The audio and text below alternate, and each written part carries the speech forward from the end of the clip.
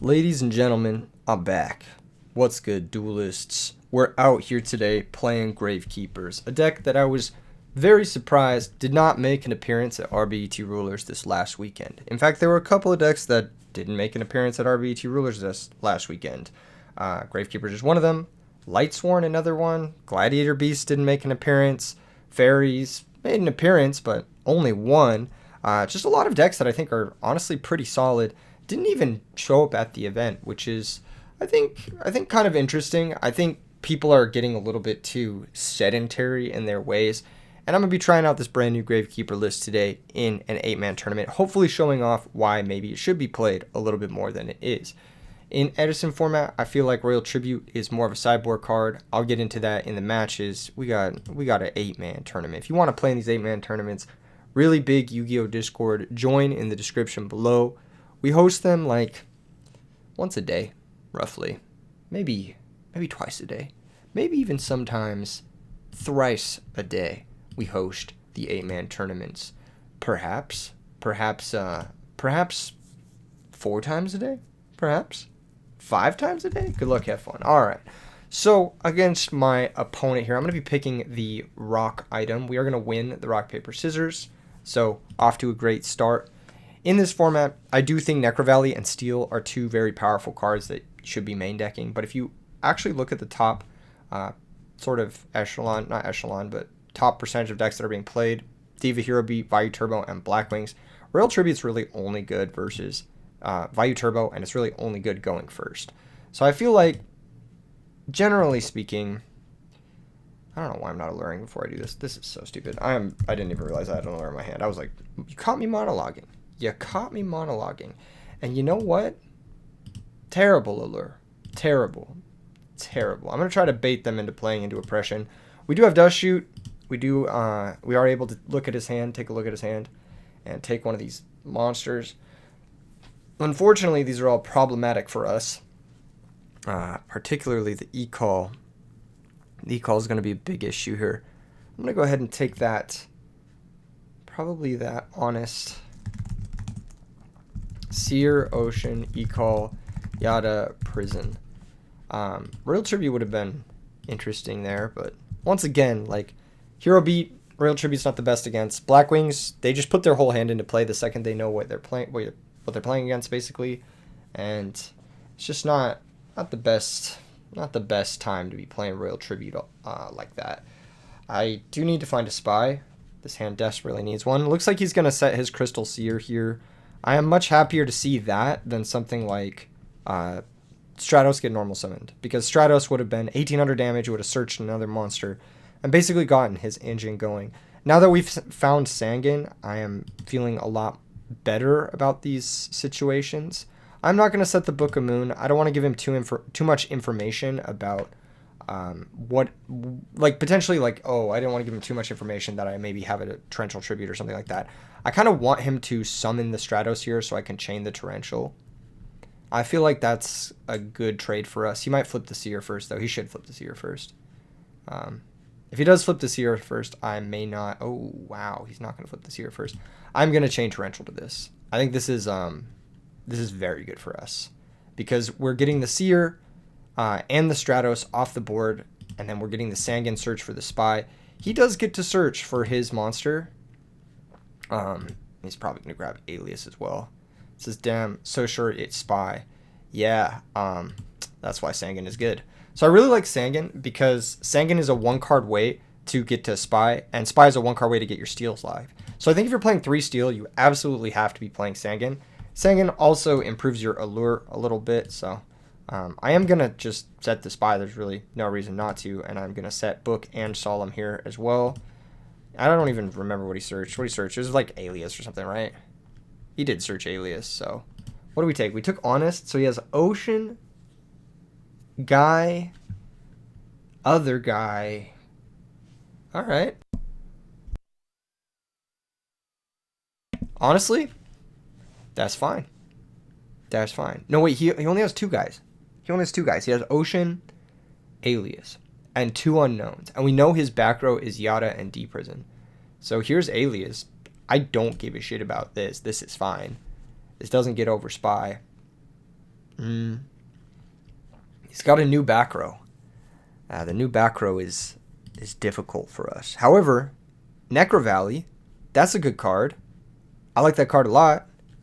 And we've got Solemn Judgment too, so we've got some ways to press onwards here. I think I am gonna flip the Spy. I am gonna flip it and activate it and just see what he's about. See if he has the sauce. He might not have the sauce here. He might not have it.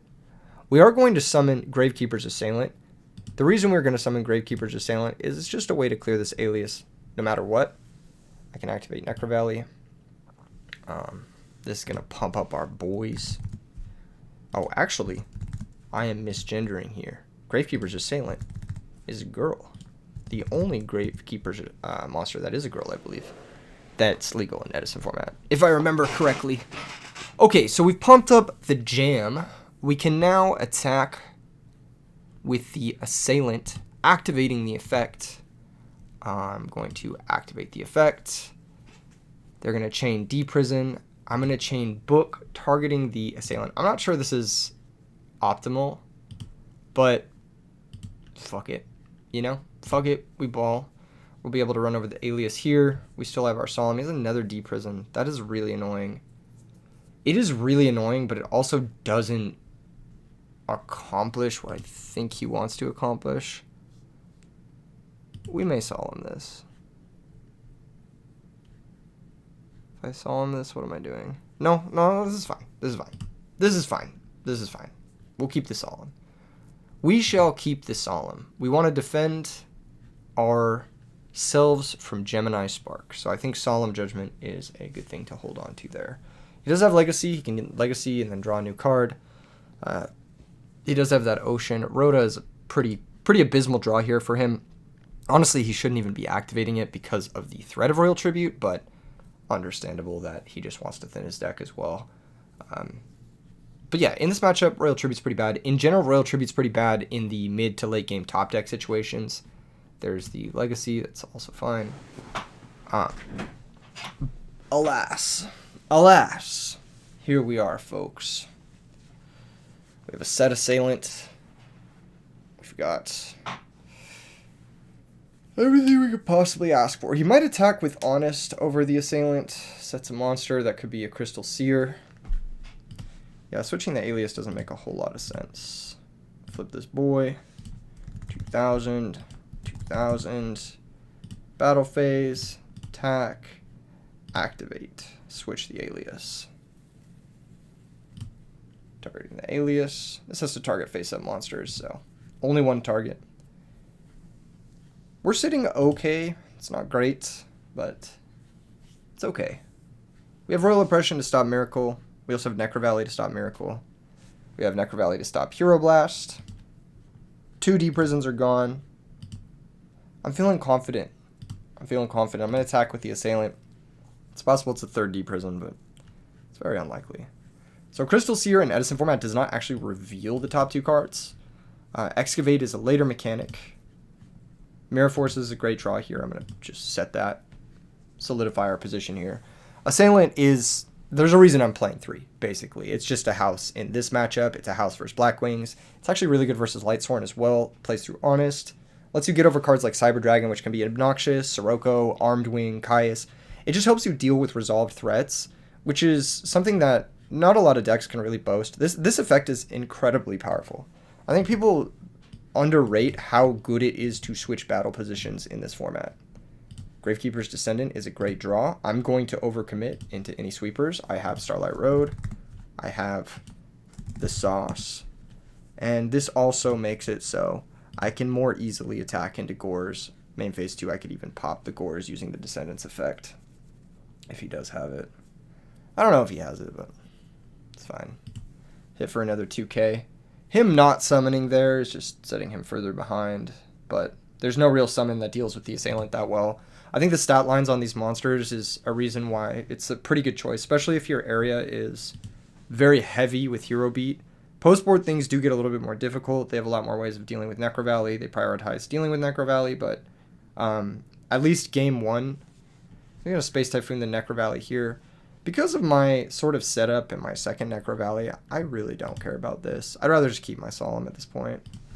1500, 1200, 1500, and 1500.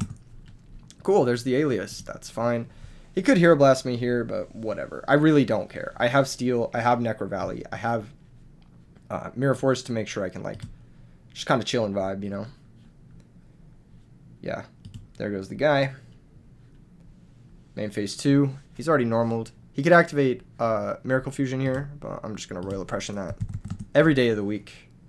Stop that bad boy from happening. Royal Oppression is still a powerful card, especially because these decks, even decks like Black Wings, really do need to special summon versus you. Bit of an issue here is that we are now weaker to Mirror Force, so I am going to activate the Descendant and pop his new back row first. So I'm going to pop this new back row in case it's Mirror Force. It was D-Prison, so pretty happy that that was the case. If he does have Mirror Force here, then he Mirror Forces my Descendant. We take the 1-for-1, and I can steal them both back. He's going to Legacy here and try to draw into cores. That is A-okay. Take 2,000. Does he have the cores? He does. Okay. So, not bad. Not bad. A little bit of a situation for us. But ultimately, I think it's okay. Ultimately, I think it's okay because we have the steal. We have the way to sort of progress, if you will. And he is out Space Typhoon. It's basically just Heavy Storm at this point. Him drawing triple D%. He drew fucking Heavy Storm. Wow. Well, got a Solemn it.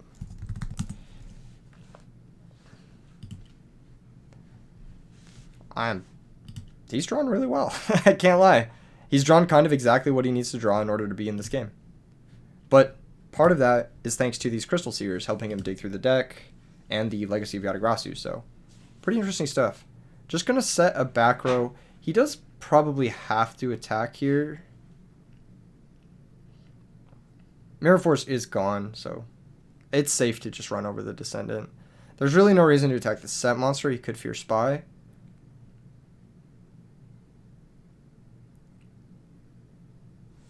Yep. So I'll say, okay, does he have Honest? He might have Honest. He does not. Interesting. Okay, Gors is going to attack the set.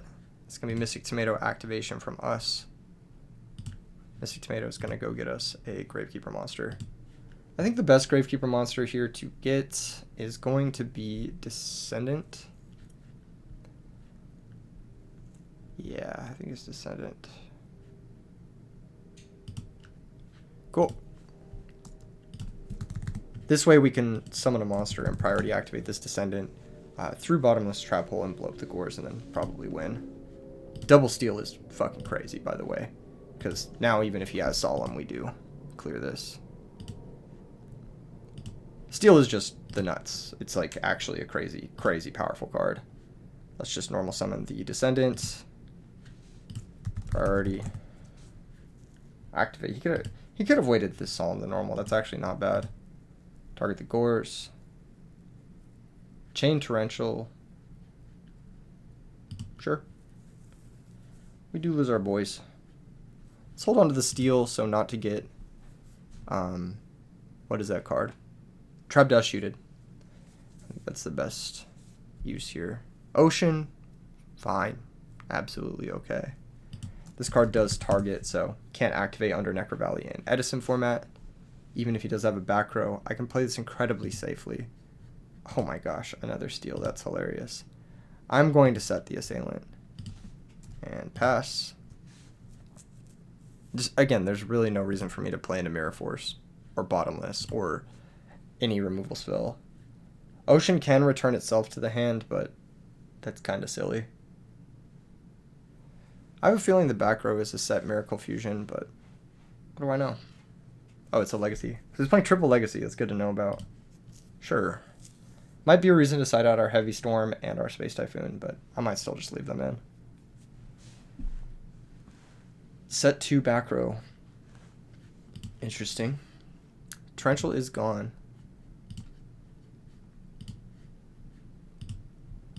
So let's steal now. Actually,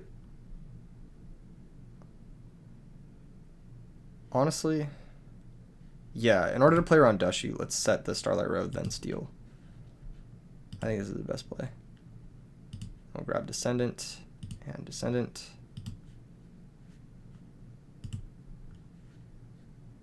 I'll normal summon Descendant.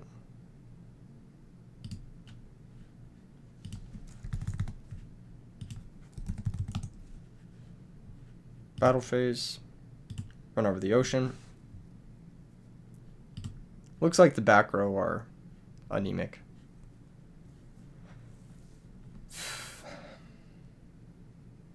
Cool. We managed to get there. I think this matchup is hard. It's not as easy as some of the other matchups, but we do have a good stat line as long as we can keep Necro Valley around. So we have to be pretty careful about committing into potential Dust Tornado, potential Heavy Storm, that sort of stuff. I think Royal Oppression has applications, but less so against his list, which I'm assuming doesn't play Deep Sea Diva. It doesn't look like his deck plays Deep Sea Diva, at least. Mind Crush is good, Trap Dust Shoot's not, Deck Dev is not. So I'm going to side these two out. I'm going to side in the Breaker, and I think the Cyber Dragon. I think both these cards are just like high-quality stat lines. I do want to bring in Dust Tornadoes as well. I think My Body as a Shield is a great way to deal with Nobleman and Gemini Spark, as well as Hero Blast, if he gets the opportunity to use that under Necro Valley. And then Prohibition is just a great way to completely stonewall this deck. You can just name Alias, and it shuts off a good majority of their deck, especially if they're playing Sparks and whatnot. He might not be playing Sparks, I don't even know, but it's possible still. I think Road is not necessary in multiples. I think Book of Moon is not at its best in this matchup, but it does trade pretty favorably with Dimensional Prison, which is something to note. I think Heavy Storm can come out. I don't think we really need this. We are going second. It's kind of nice, but I'm bringing in Breaker. I'm bringing in Dust Tornadoes. I don't think we need that much of this effect. Yeah. And Great Creeper's Guard doesn't seem that good. It doesn't seem that necessary in this matchup, at least. The 1900 defense is good, but I don't really want to bounce a Stratos ever. Or, like, set a monster in to bounce Stratos. It does lower our count for steal a significant amount. Going from 13 to 12 is... It is real, I guess. Maybe we only bring in one of the dusts. Fuck it. Let's see how this does. I'm not sure if this is good or not, but it seems straightforward enough, at least. We got him with our two mix-up monsters, the Tomato and the Sangan last game, so this hand looks pretty bad, but it'll do, I think. We have to be careful of Mind Crush on Necro Valley. Something I have to think about. Set back row and just pass. That could be a legacy moment. He could be setting legacy here to set up.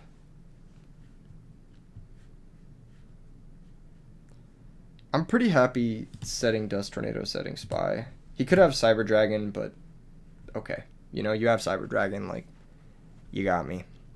He didn't commit to the board last turn, so it cost him a turn of normal summoning to not put Cyber Dragon, like, basically to make sure Cyber Dragon is live, so I'm okay with that. I think people, when they play this deck in Edison, they don't necessarily wait as much as they should on the Commandant. I'm going to flip the Spy now and activate the Spy. Because I have Book of Moon, I feel pretty confident just doing this. And I'm going to get another Descendant out of my deck. I don't think we need that many in deck.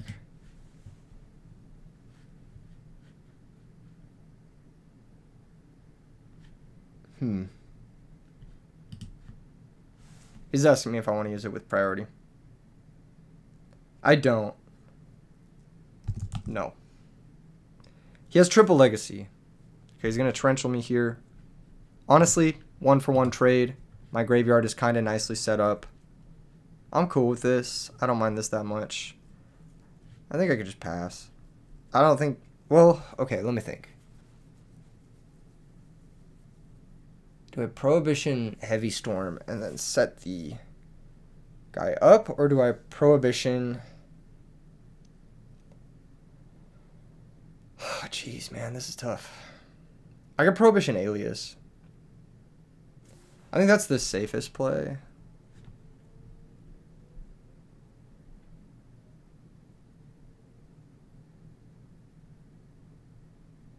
Oh, this is a tough situation.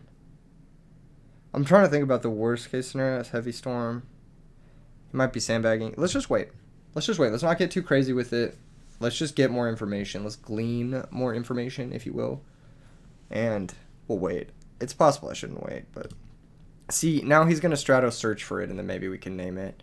I think that that's a bit safer, and we can kind of get a read on if he's on heavy storm here or not, based off whether or not he sets more cards. So, take 18. Main phase 2, he's going to set one back row as to not discard. Most likely not going to set, always going to set multiples. Okay, well, let's just take him out one at a time, I guess. Hit bottomless. Alright. Tricky, tricky, tricky. I think we normal assailant first. As to play around bottomless trap hole. Okay. Now we activate Commandant. We go search for Necro Valley.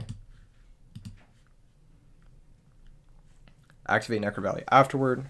The reason you want to summon the assailant first is it gives them less information on whether or not to bottomless. He might solemn the Necro Valley, which would be annoying, but we can still clear the Stratos, then Prohibition Alias, and yeah. So I'll go battle phase, attack, declaration, anything. I'm gonna book his stupid card and clear it.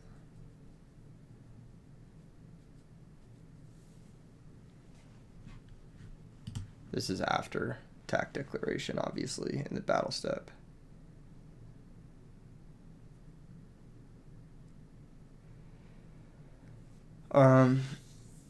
Yeah. What do you mean think? Does he have dark bribe? Like, what? He might compulsory. Okay, interesting. Unique moment. Well, we could name Stratos. We could name Alias. It's easier for us to deal with one Stratos than it is for us to deal with 3 Alias. So I think I'm just going to Prohibition name Alias. He's out solemn. He may have heavy storm here, but we'll pass. I don't want to redeclare in case he has cores. We do lose to cores. So, yeah, I just don't want to redeclare. He played pretty open on the first turn, and he didn't commit a solemn that we know about. It's possible I should have gotten the 1500, but I don't think that that's like what's going to be make or break this game, and I think Gores would definitely be make or break this game. Cyber Dragon, so he did end up having the Cyber Dragon. Interesting. Okay. This game has panned out really well for him, draw-wise. Everything is lined up pretty correctly. There's the Ocean. Okay, we'll take 600. So he has Alias Stratos in hand. He's looking to set up for Stratos pop the Prohibition. And if we crash with the Ocean using Descendant next turn, then we lose the everything. Alright, this is bad. This is very bad. Okay. You know what? I'll draw it. Sometimes you just have to prage. You just have to prage. This game was difficult. We had trouble with sticking Necro Valley. And we only drew one of them in the top 11 out of 6 copies, including 3 steel, so pretty unlucky on that metric as well.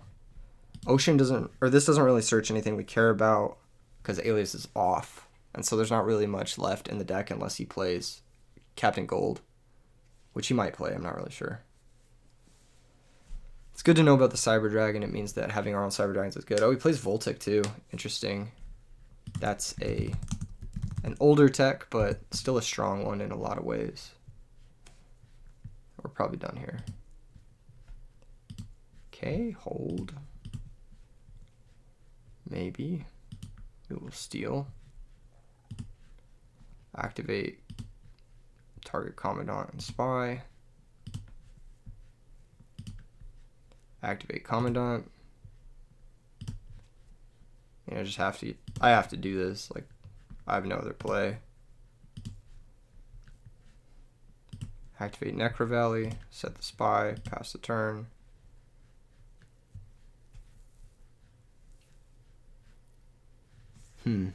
Maybe the Prohibition is not necessarily it. Or maybe it's always right to call Stratos. I'm not really sure. I just feel like they just spark it, but I guess eating a spark is not that bad.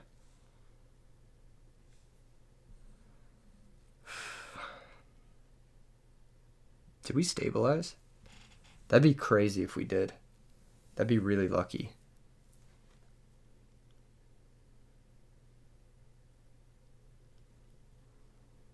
Huh.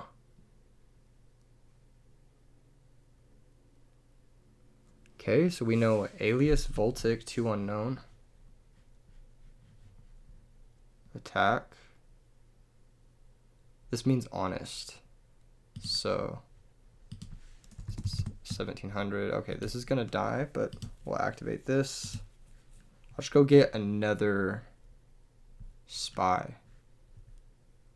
Defense. So this dies. This is 1700, 2500. And this kind of hard walls for now. So there's that. Mirror Force is kind of cool. Maybe I can bait him into attacking into Mirror Force. I'm going to set Tomato, set Mirror Force, and pass the turn.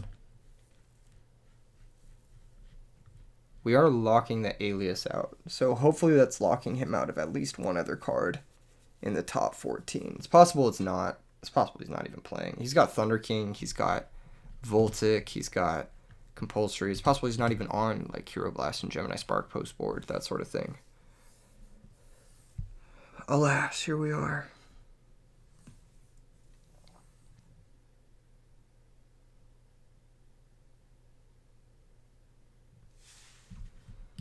Perhaps I shall emerge victorious yet.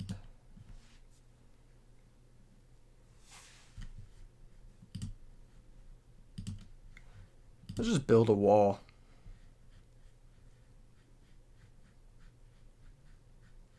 Not sure exactly how effective this strategy is going to be, but having Solemn definitely makes me feel a little bit safer about committing literally everything to the board. He displayed Crystal Seer as well.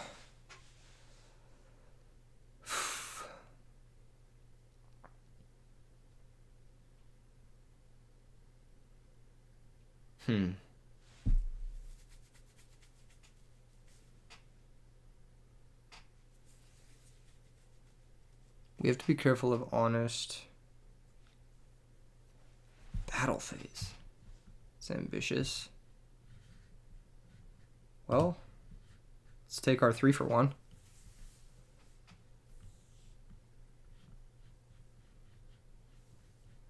I wonder what he's thinking about here.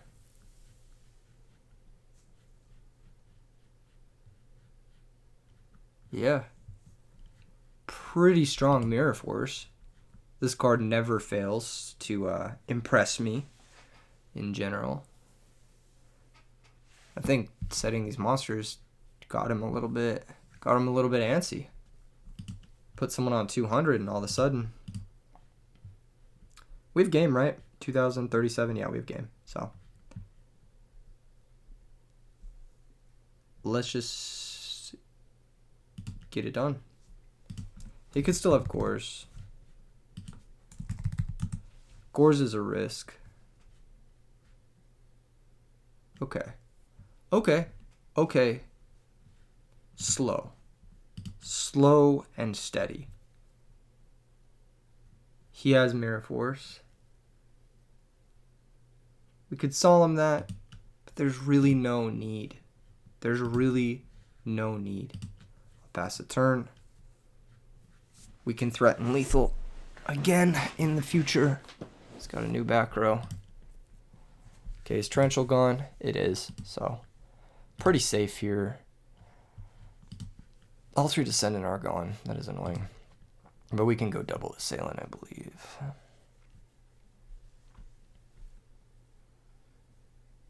Or we could just go single Assailant. Sure.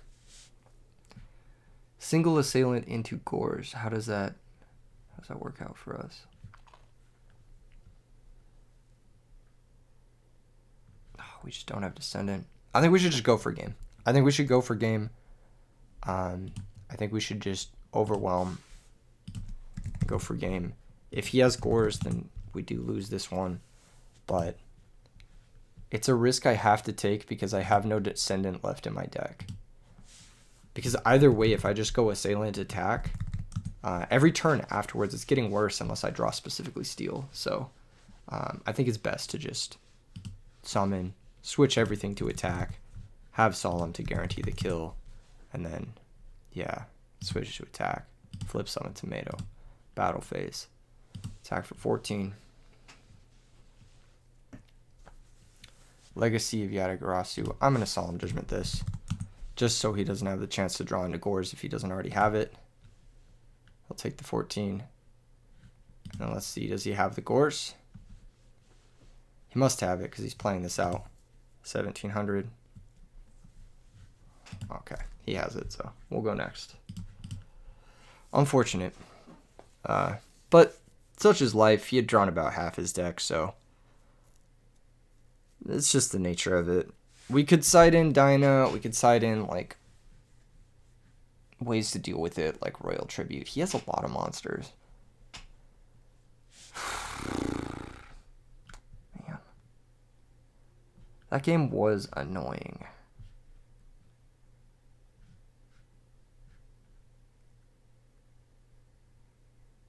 Perhaps Royal Tribute isn't the worst over Cyber Dragon going first. I actually really do like Cyber Dragon in this matchup, though. Honestly, it's fine. The matchup is fine. We're going first now, and we have the initiative, so I think it'll be okay. This hand is ass, but could be a lot worse. What's Prohibition name? Stratos? Ecall? Alias?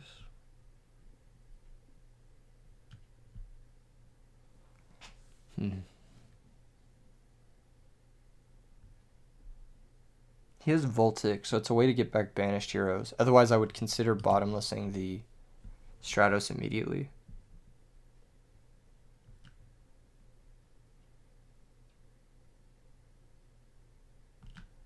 I think it's set Sanguine, set bottomless, pass. He'll go Stratos, he'll search for something, and then it'll give us an opportunity to Prohibition to something that he searched. So at least that way we're shutting off something guaranteed. Whereas the alternative is not great. He might not even attack the set, which would be annoying. So possibly it's best to just bottomless anyway.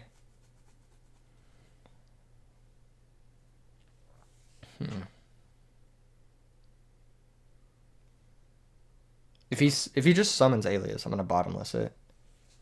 Yeah, like this is 1000% bottomless. He's gonna spark the monster, and we're gonna get the Sanguine Search.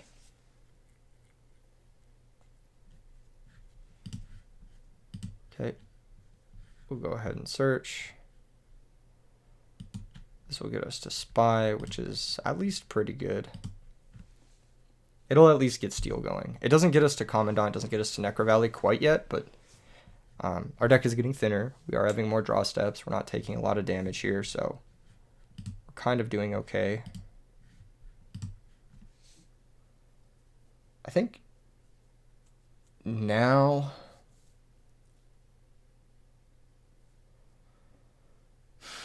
man, he summoned Alias last turn because he had the Spark. That means he could still have Stratos. He could have also drawn into Stratos off the Spark or for turn.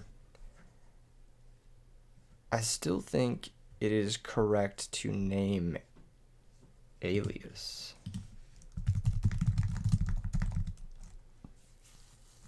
Yeah.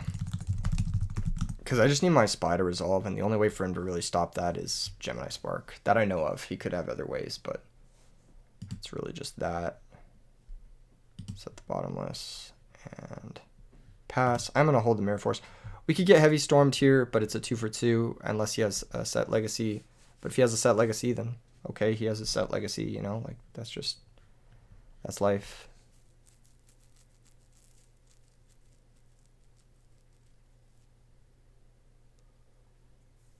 Thunder King. I'll bottomless that. I need to make sure my Commandant is live. That card is just annoying because it shuts off Commandant, and then it shuts off our access to Necro Valley, which is one of the most important things, I think. His back row is definitely like torrential, but I'm just gonna go spy priority pop for the first set.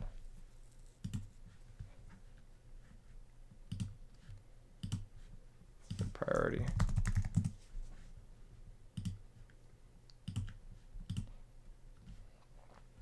It's bottomless. Okay, that's tough. That being said, we pass. I could have commit the assailant hit for 15, but then he just runs it over with Stratos if he has it. He can't play Alias. He can set monsters. That could be Crystal Seer, Snowman Eater, that type of thing. Neither of those would really surprise me. Maybe it's possible I should have summoned the assailant to bait his Cyber Dragon, because that's like one of the few ways he can start summoning shit. I just would really like to draw a Commandant. I think that would be the best draw for us. That's one of the best draws for us. Yeah. I'll go for Cyber Dragon and attack. He still has Mirror Force Torrential, so no reason not to get a little bit aggressive with it here. All right, he's going to deprison the Cyber Dragon. I'm okay with this, honestly. I do have Necro Valley plus Assailant. He might be trying to set up for a Heavy Storm, though. So I'm trying to think if it's better to play the Assailant and the Necro Valley, or if it's better to play the Assailant and the Mirror Force. Oh, it's so challenging. I think it's Necro Valley just so I don't get fucking Miracle Fusion, so yeah. Or it's possible I just play all three and say, fuck it, you have nothing. But if this is a Seer, it gives him 2 draws towards Heavy Storm. I don't really want to risk that for no real reason.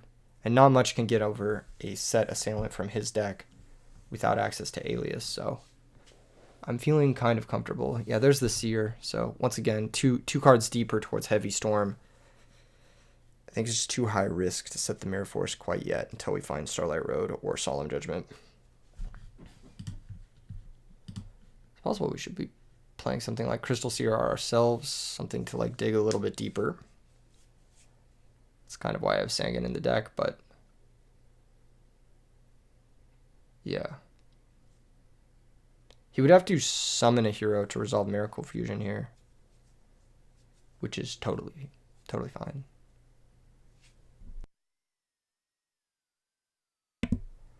It's been a really close match. Sets 2, passes. Okay. Well, drawing the Spy is fantastic, so let's just flip Assailant, see where this goes. This could just run into another Deprison, which would suck, but we need to clear those somehow, you know. So let's go ahead and attack. Yep, there's the Deprison. Okay. Set Spy, pass the turn.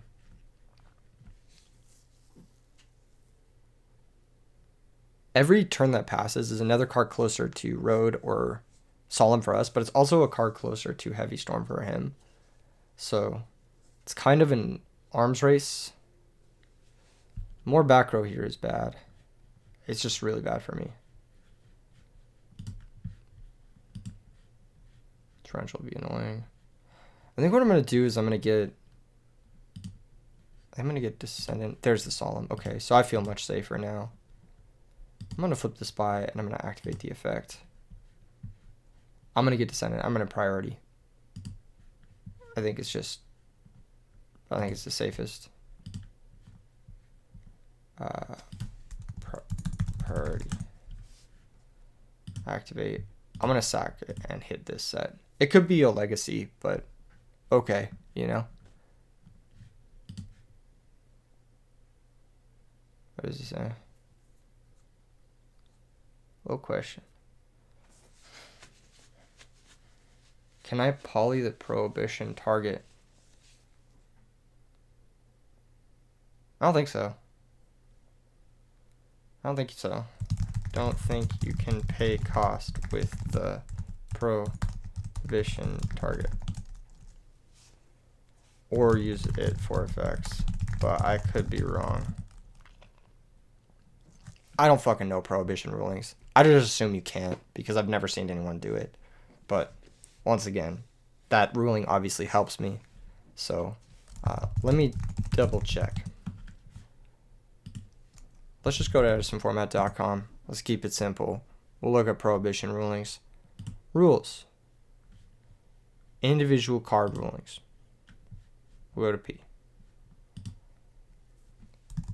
Prohibition. Okay. Let's go. Prohibition.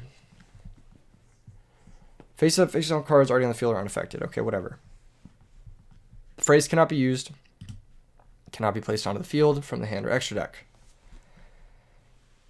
Can't activate its effects in the graveyard unless it was on the field before prohibition. Weird, but okay. Cannot activate its effect while banishes. Cannot be used as a fusion secret material monster. There we go. So I'll just, that's the wrong thing. Let me just go to the fucking, where's the tab that I'm in? Yep. Individual card rulings. And we go back to dueling book. And yeah, there you go. Cool. Yeah. Cannot be used. I'm pretty sure you can't pay cost with it either. But I could be wrong about that. Yeah. Fairly certain. Oh, wait.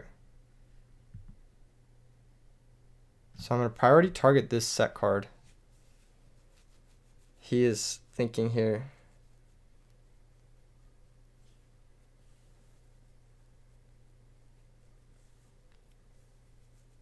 He says, I'll chain both.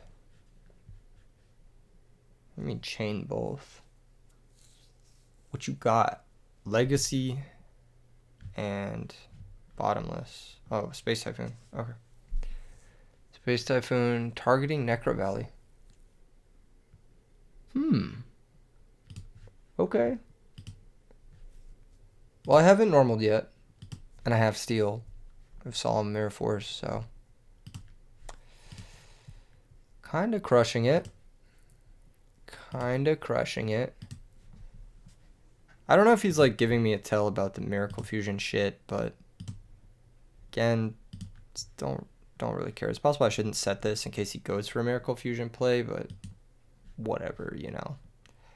2 Descendants are banished, which is fucking annoying. The fact that he's banished 3 of my monsters is really annoying. He's had all of his banish removal, but it's going to be very difficult for him to banish that last Descendant unless I play into his last deprison. Otherwise, I just don't see it getting banished. We know his hand has at least 1 alias in it, I believe. Didn't he search it? I don't know if he searched it or not. I forget. Equal. Sure. I think he did search it, didn't he? No, he didn't. We don't know that, actually. We don't know if he searched it or not. E-call for Strato. Strato summon. Okay, Stratos isn't getting him anywhere, so it's not a big deal. It does get him Miracle Live. He was probably wondering if he could Miracle banish the Seer and the alias in the grave. Is what he was thinking. But alas, here we are. I might Mirror Force Absolute Zero and take a 2-for-1. Not really sure. It depends on how he sets this up. Search Ocean. So I know Ocean now. I know Miracle Fusion probably. 2 unknowns, roughly. So I'm assuming that's the situation. There's the second unknown, or one of the unknowns. Again, this is fine. He can banish his 2 monsters. I may take the 2-for-1 just because he's banished his own monsters here. So I may take the 2-for-1 with Mirror Force. I may not.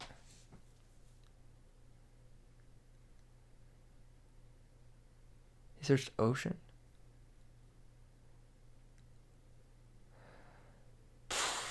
What do I grab? I just have assailant and the third spy left. And descendant.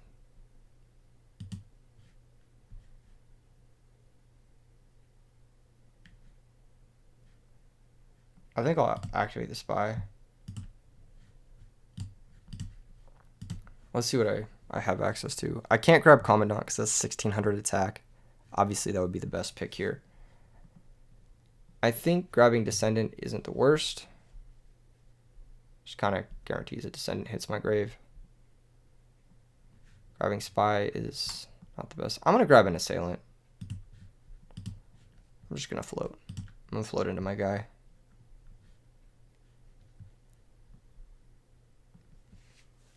Passes. Book of Moon.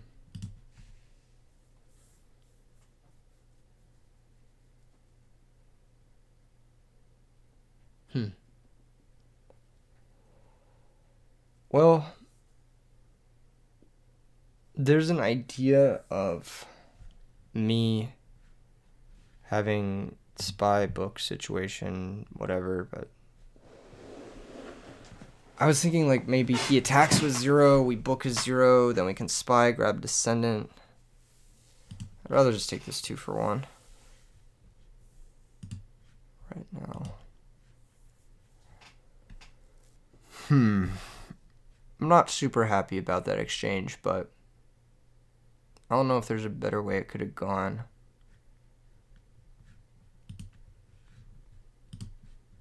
Ocean resolving doesn't really matter. He'd just be adding back Absolute Zero or Alias, which he can't even summon because of Prohibition. So it's fine if Ocean sticks around for a turn. Obviously, another Necro Valley is a great draw. Or another Commandant. Or a Commandant at all. We just haven't found one. Here's Ocean. Yeah, don't care. Set back row. Okay, we have Solemn for the back row if we need it. We also have Dust for the back row, which is pretty cool. Yeah, let's just set, pass. He knows this is the spy. But I don't know if there's anything he can do about it. Sure. This actually weakens his grave, I think, a little bit. If I can hold Solemn for Heavy Storm, I think that's ideal. I don't really want to shotgun Dust into a Chainable because it could potentially be Legacy. Fuck me, dude. Okay, this one is fine. I want to chain Dust Tornado now. No, I don't want to chain Dust Tornado. No, this is fine. This is fine. He goes Absolute Zero. I book the Absolute Zero. I flip Spy. I grab Descendant. A Descendant pop. And then I have control. Okay. This'll work. It's not pretty, but it'll work. He has a dead Alias 2 unknown. I don't know his other 2 cards. Attack. Book the 0.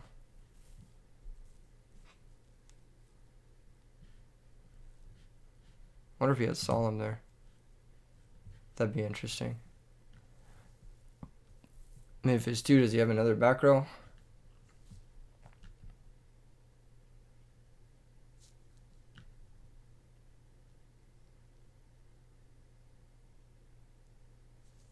Brutally close match. Neither of us have lost life points thus far. Oh my god, what a lovely draw. Like, what an actually lovely draw. Now we go. Activate. Oh yeah, Solemn. So we can pay 4K. I have 4K back and then I win. I think I win this turn, actually. No, I don't win this turn. Damn. I have to pitch the Commandant.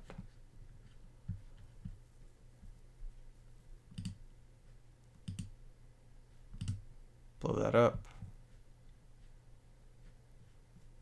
Yeah, I have to pitch it. I don't know if this is proper sequencing, but it's also possible I'm not supposed to attack into Gores here, but he can't have it all 3 games, right? Can he?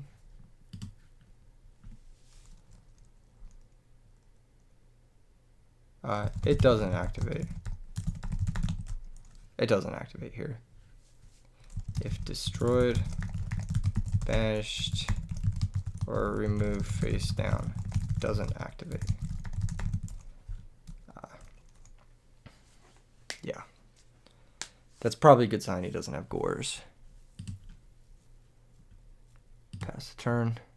Silly Yu-Gi-Oh! Rulings. This whole match has been silly Yu-Gi-Oh! Rulings, but that's what we're doing. Heavy Storm here is obviously a loss for us, but it's a gamble. Maybe I should have held this. No.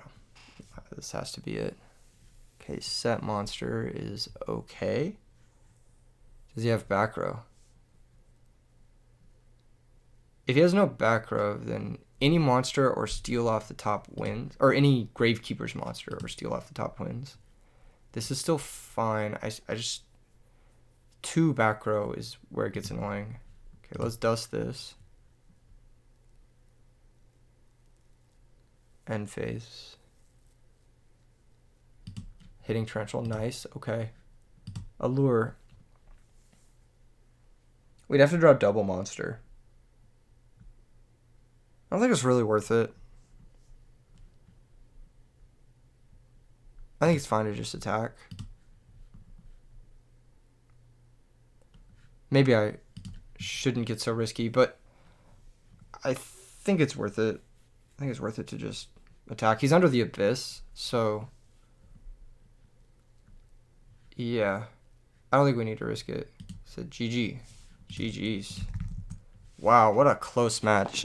That was closer than I would have liked, but the strategy did hold pretty solid for us there, and it worked out, I think, in our favor. His build was kind of unique. He wasn't playing like the Diva monsters, so Royal Oppression didn't have a lot of equity versus him, but I think it worked out pretty well for us.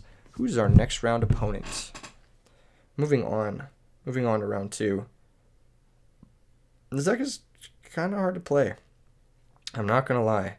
That last turn with the Allure, that was very questionable. I'm not sure if I should have used it or not. Very questionable.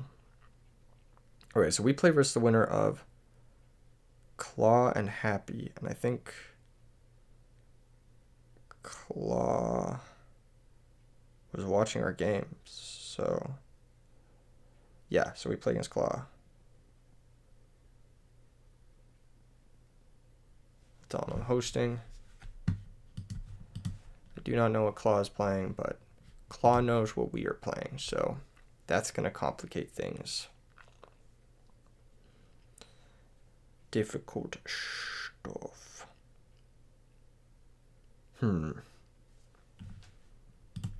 Alright, fuck it. Good luck, have fun. Claw is sharp like scissor. Rock is pick, perhaps? No. What the fuck, man? He's gonna pick rock again. Dude, you've got to be kidding me. I should be going first right now. Embarrassing display of my rock, paper, scissors prowess.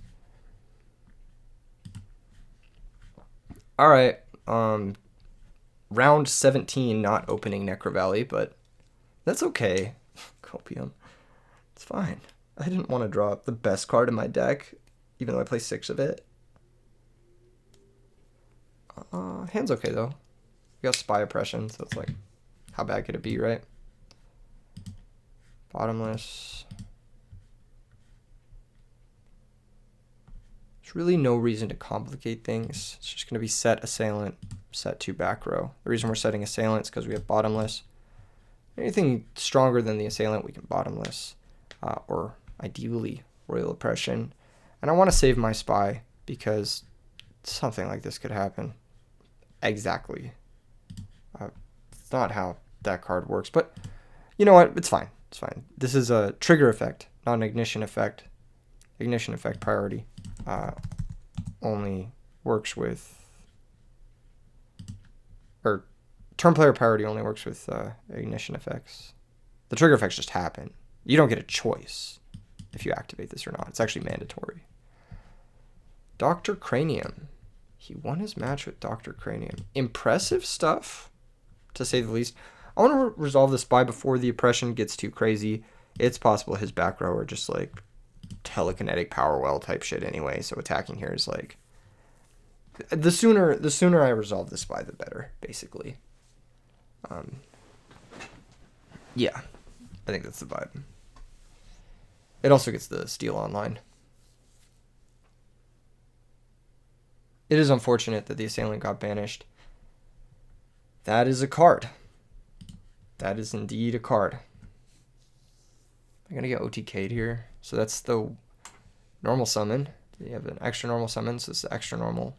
Tribute for Overdrive Teleporter. This is going to gain 1 counter.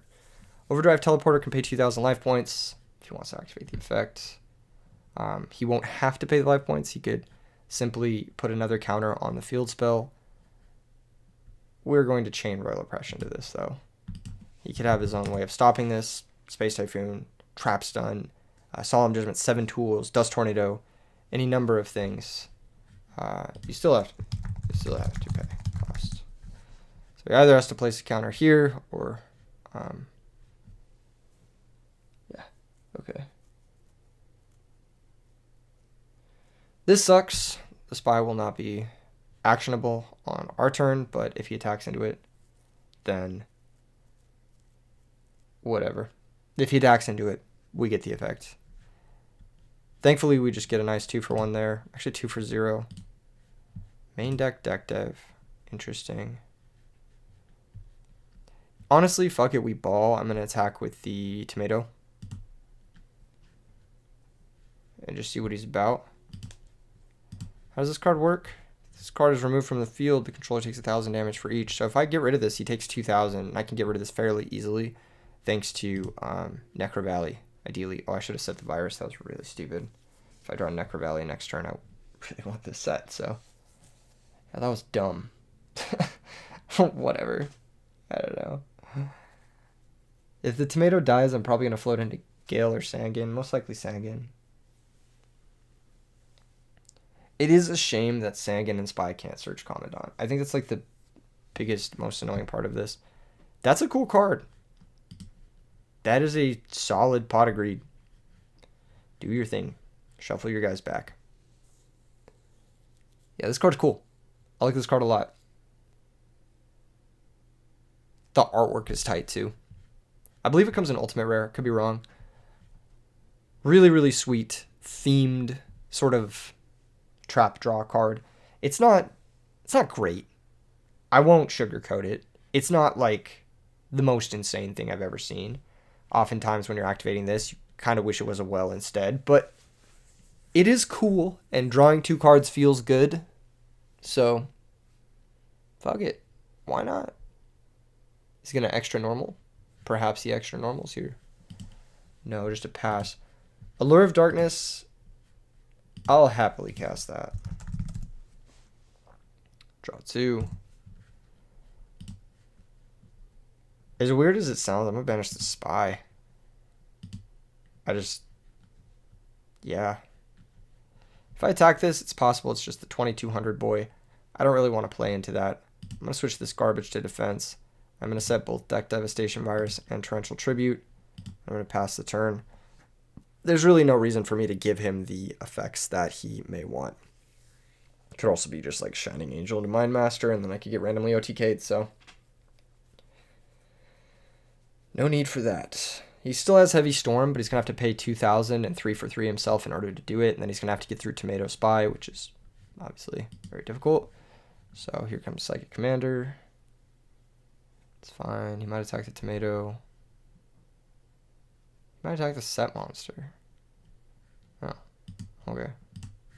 Well, activate the tomato. You have Divine Wrath. I'm gonna go get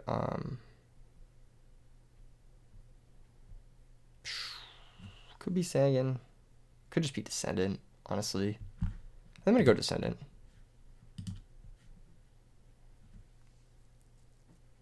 He's going to ask me if you can Royal Oppression it. You can't. Yes. There you go. He knows. He knows. Yeah, Yu-Gi-Oh! Rulings, man.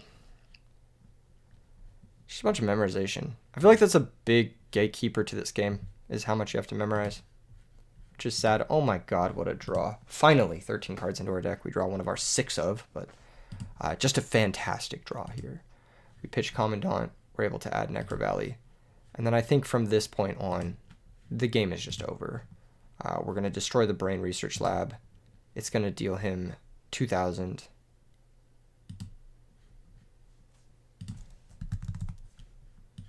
Our monster is going to be pumped up. Deck Dev is online. Unlike older formats, there can only be, or I guess newer formats, more recent formats, I should say, there can only be one field spell in play. He does take 2,000.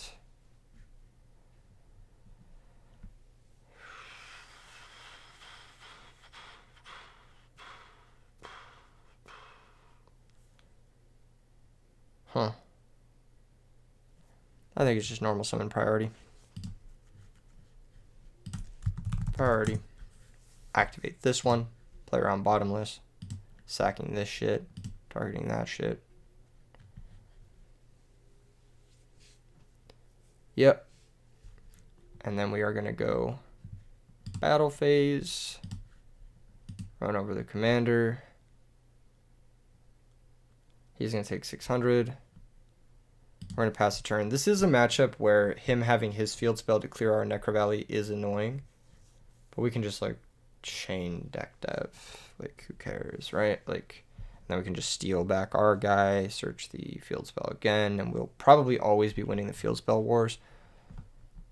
That is possible we wouldn't be in some circumstances. This card does get shut off by Necro Valley, which is kind of nice. Here comes Sacrifice for Overdrive Teleporter. Priority. If he wants to activate, I mean, I'm going to Royal Oppression it, but if he doesn't want to activate, I might just Trenchel. No. Chain Link 1, then Chain Link 2. So, yeah, he doesn't have my body as a shield, or else he would have priority activated, so. Krebin's Descendant. Oh, he has his own Gravekeepers. Good to know.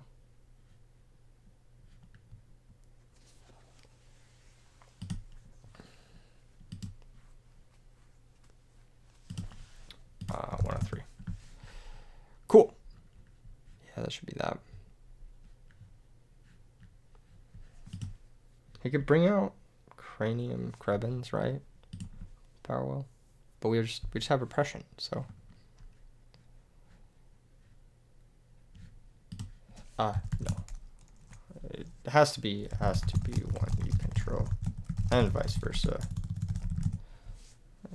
Yeah, I can't tribute. It does say you contribute one other face-up Gravekeeper's monster. It doesn't say you control, but that's implied, basically. Steal, activate, add back Commandant and Descendant.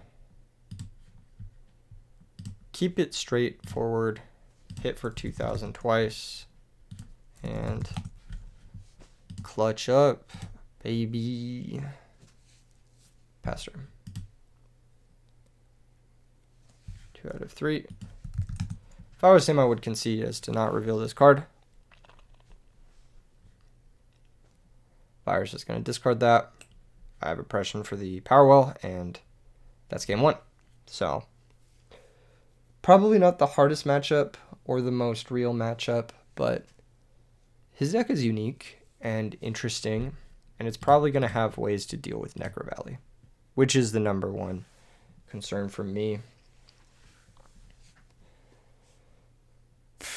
Royal Oppression did kind of look like it hosed this, so side out one road because it conflicts with Royal Oppression. I'll probably side out the Cyber Dragon just because it conflicts with Oppression. I might be on Royal Tribute, but maybe not. I could prohibition the brain research lab, which is interesting. I could also just not care that much about it.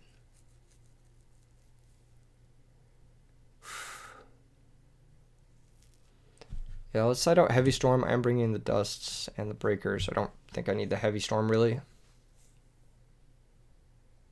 I think Mind Crush is, like, probably not it here. Actually, Mind Crush can stop terraforming. Let's take out Trap Dust Shoot instead. Yeah, Mind Crush can stop terraforming for brain research, so I'm feeling that. He could have a turn 1 overdrive guy into 6-star, but it's really, like, who cares, you know? He has to do so much. He has to spend, like, what, 3 cards to make that happen? And he has to put 2 counters on a brain research lab. Lone set back row is my best friend, especially when I open up with Breaker the Magical Warrior. So we are going to use him. Utilize his abilities here. Activate. Destroy the set card. Chain Threatening Roar. Absolutely okay. I cannot attack this turn. I can, however, set Mirror Force and pass. If he uses something like Space Typhoon, Heavy Storm on my Mirror Force, then that's not getting used on my Necro Valley later. So, yeah. Once again, waiting on these things. That's a good mind control. That's a really good mind control. Now that I'm thinking about it, he probably has some Arcanite shenanigans here. That's very strong. Okay, so he can attack me first if he wants to. Liability. I think he should just go Arcanite in defense and pop my back row. Maybe it's not the best play. Maybe it's not the safest play. You could also go Urbellum, attack me, hope to try and draw lock me out of the game, but I think Arcanite in defense position. This is maybe not the choice I would have made.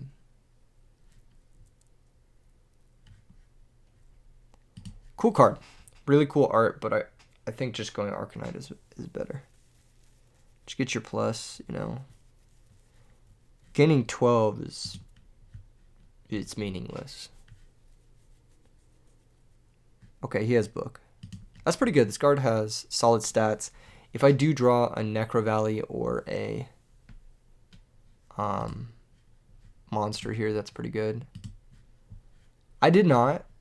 I'm going to activate the Commandant to play around Royal Tribute and just to thin my deck. Or not Royal Tribute, sorry. Trap Dust Shoot. I've got Royal Tribute on my mind. I'm going to play around Trap Dust Shoot. Now I'm going to Space Typhoon as back row. And I'm going to set Torrential Tribute. This plays around Dust Tornado. This plays around Trap Dust Shoot. Power well set. Interesting. Alright, set the Torrential, pass the turn. If he flips the life transfer, I might not Torrential. I'm lying. I'm going to Torrential. Who am I kidding? He just won't summon another monster, if that's the case. So I kind of have to. We are somehow at even, despite me getting mind controlled, but Breaker's just that dude. He gets me the +1s. So, that's pretty good.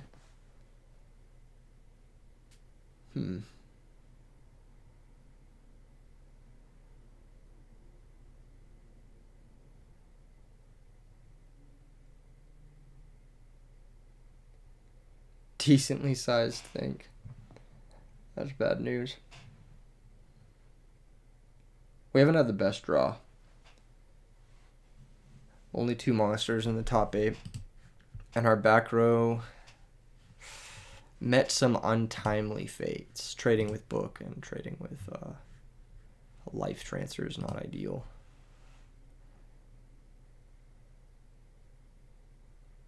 His big power play here is lab into overdrive.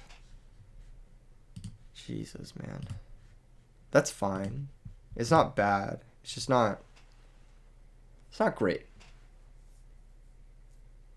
It's fine. It's like, it'll stop the power play, which is what I care about. But it doesn't stop the... It doesn't stop, like, little chip damage. Yeah, like this shit. This is a problem. I simply have no out to this. Now I have an out to this. Okay, perfect. Right on time. Any longer and it would have been annoying, but this is right on time. We'll go ahead and just run that guy over. Deal 600. Start to chip away at this massive life total our opponent has built up over the course of the game. Yeah, that's gonna pop the Necro Valley. There it goes. And my monster is now weaker. You pay 1,000 life points. Target one spell or trap I control and destroy it. He's deciding if he wants to pay the 1,000 or place a counter. It's all the same. It's 1,000 either way, so you might as well just place the counter. If I can't out the Brain Research Lab, you save the 1,000. Yeah, it's the same either way. He does need another Psychic monster, or this will be destroyed. But I think that's where this comes in. Yes, and he's able to overdrive. If he does go into Yugioh here, very bad situation for us. That was a powerful Destructotron. This card is it's strong. It's strong, and that's like I gotta respect it. This is definitely one of the better cards in the deck. Not only that, but this card is not once per turn. So you can summon it, and you can just Harpies Feather Duster your opponent with the field spell in play. It is definitely going to be an issue for us. It's not something I was considering moving into this game, so it's definitely something I'm going to have to think about moving into the next game, because this card is a problem. Holy shit.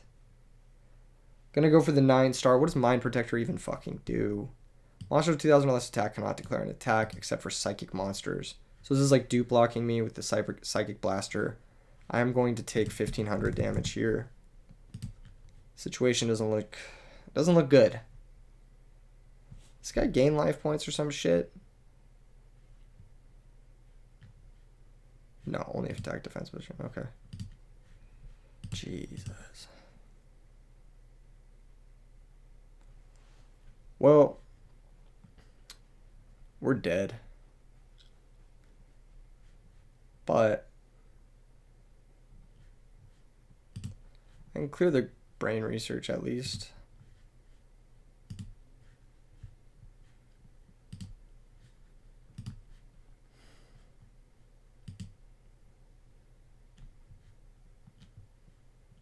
Chain Mind over Matter. Huh. I'm pretty happy that guy's gone. That was annoying. But not a great situation still. Still not great. Yeah, I think, what do we have that gets us out of this? It's like compulsory spy, kind of. It's literally just compulsory spy, maybe Gale. We have 5 outs and 27 cards.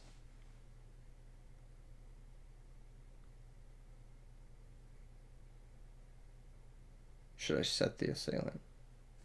I don't think so. Fuck it. We'll take 3,000. Fuck it. I'll take 3,000. Man, this card is annoying. Just 3,000 attack, 2,500 defense. Fucking Blue Eye stats is... It's a challenge. Oh my gosh, we drew an out. I'm so lucky. I'm so incredibly lucky here.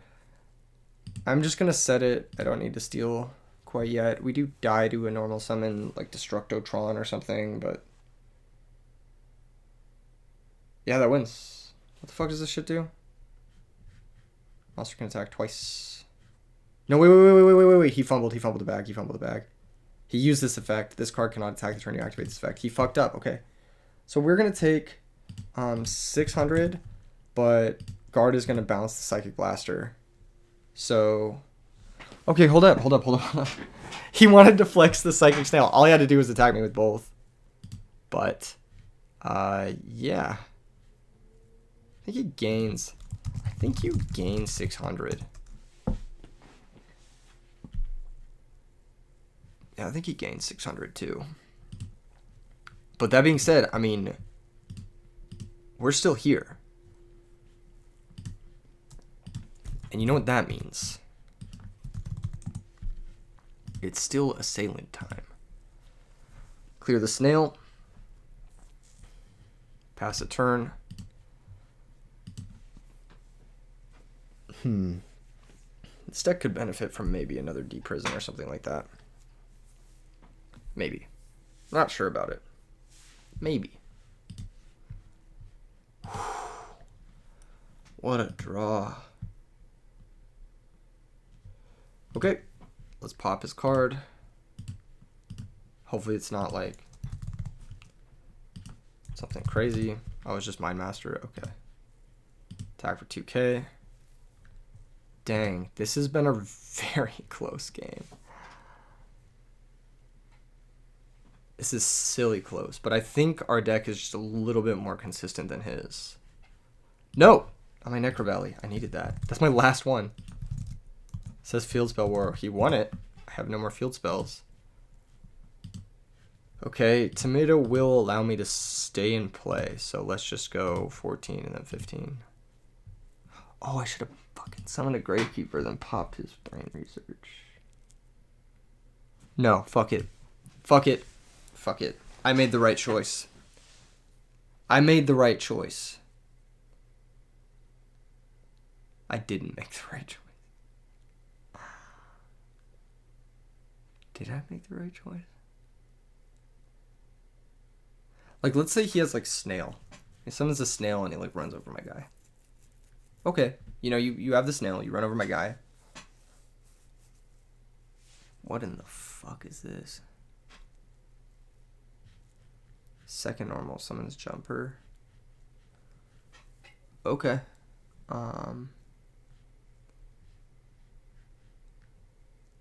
Target. Which of these does he want? He's gonna take the Tomato. That is a-okay with me. No, I lose. I just fucking lose.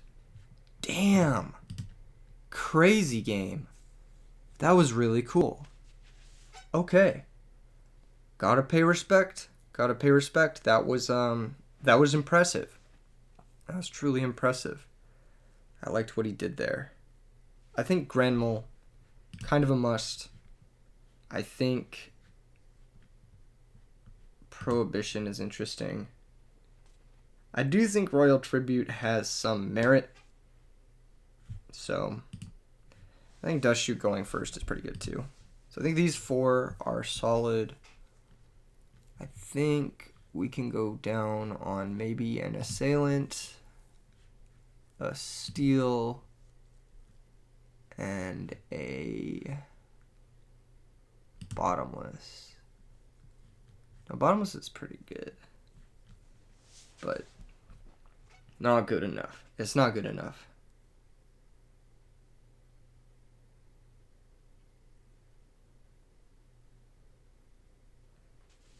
I want to cut one more card here. I'm not sure what I want to cut. Maybe Allure. Okay, fuck it. I think cutting Allure when I'm bringing in Dust Shoot seems kind of stupid, though. So, the Bottomless also stops the stupid Destructotron card. Okay. Reevaluate. We're gonna cut Royal Oppression. We're gonna cut.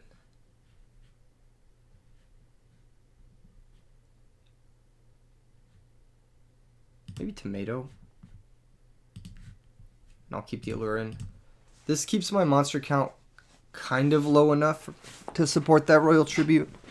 It's possible it's not low enough, but somewhat low enough. Alright. This hand is bad. But it'll have to do. I do want to set the compulsory. I'm going to hold Torrential. I think holding Torrential is the best thing. He could have Heavy Storm. He could just have it. You know, I'll take that gamble. He could also not have it. That would be another. I fucking hate this game. Oh my fucking god. Okay.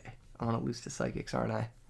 I'm going to lose to Psychics. I talked that good shit, and now I'm going to lose to Psychics. I better compulse my guy. Okay. That is tough. That is tough.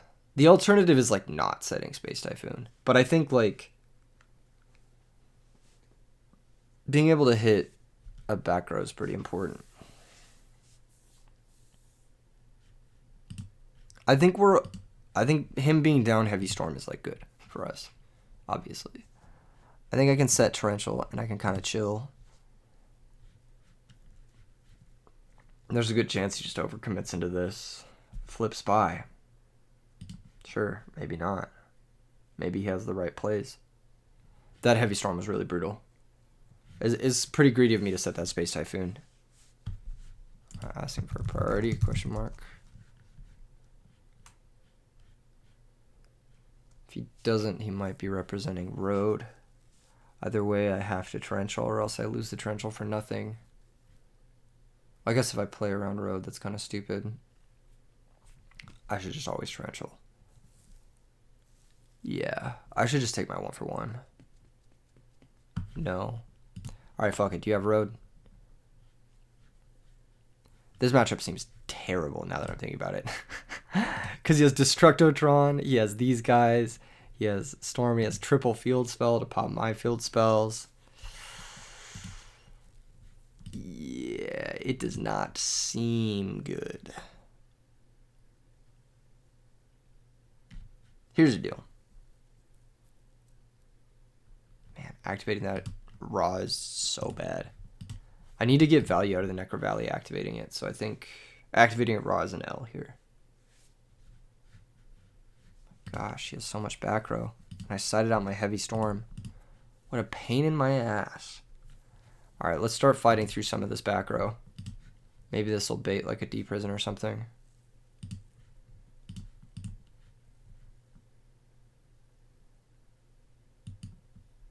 Activate. Okay. He's gonna let this happen. Interesting. Memphis Dust. Alright. Tricky one. He also has Dust Tornado along with Destructotron. It's a lot of back row removal. Spy Descendant.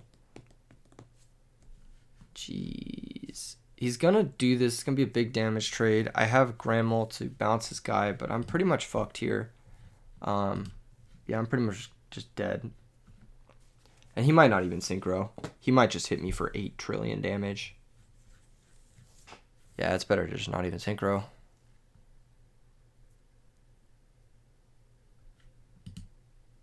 Damn. Crazy. Cool deck. I gotta give credit where credit is due. Sometimes you play Edison format and you're like, I'm cooking. And then sometimes you play Edison format and you're like, damn, I got cooked. That's just the way it goes. Okay, this guy's out again, the big blaster. Book of Moon. We can try the mole.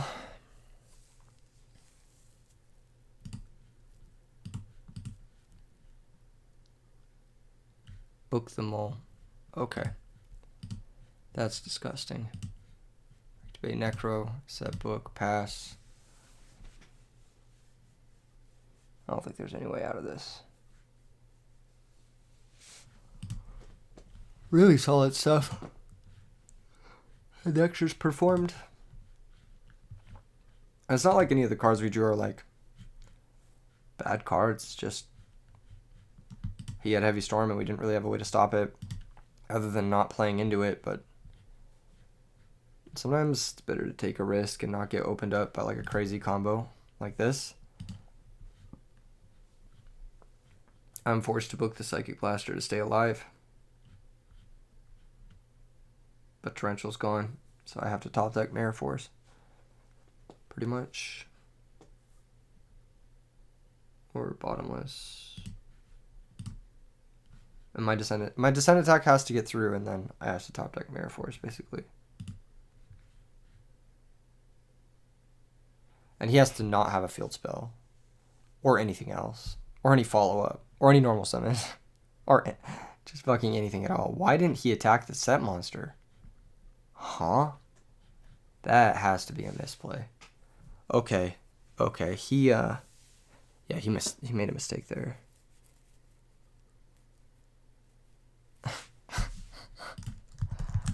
Lol. Yeah. I'll let him take it back. Obvious mistake. Yeah. Obviously not what he meant to do. Obviously, if he was thinking in any capacity, it's late. It's 3 a.m. No, you're good. You're good. You can go back. Yeah. No, obviously, this is what he meant to do, so I'm not, like, tripping over it or anything. He's like, wait, what the fuck? Shouldn't the grandma be gone? The recognition that you've moved into main phase 2, and then you're sitting there for, like, 10 minutes. All right, we didn't get there, so GG's. Good luck in finals. And we are going to watch his deck in the finals. I think it's a very cool deck. The heavy saved me. No shit. God, fucking obviously.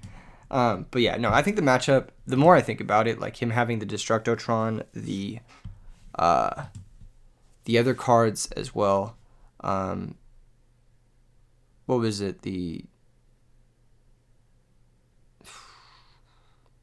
Gravekeepers, the Dust Tornadoes, the Heavy Storms, the Counterfield spells. It's just like the dude's packing at least 10 outs to Necro Valley. That is definitely going to be a nightmare matchup for Gravekeepers. For sure. For sure it's going to be a nightmare matchup for Gravekeepers. And the only way to really get around that is to have a sideboard kind of tailored to that sort of thing. And I haven't really figured out a way to tailor the sideboard to dealing with your Necro Valley getting popped in 10 different ways. So, yeah, 3 spies, at least 1 dust, 1 space, 1 heavy. So that's 6 outs, and then 1 Destructotron and 3 field spells. That's like the bare minimum, and that's 10. That's not if he has more Destructotrons or Terraformings or more than 1 Dust Tornado.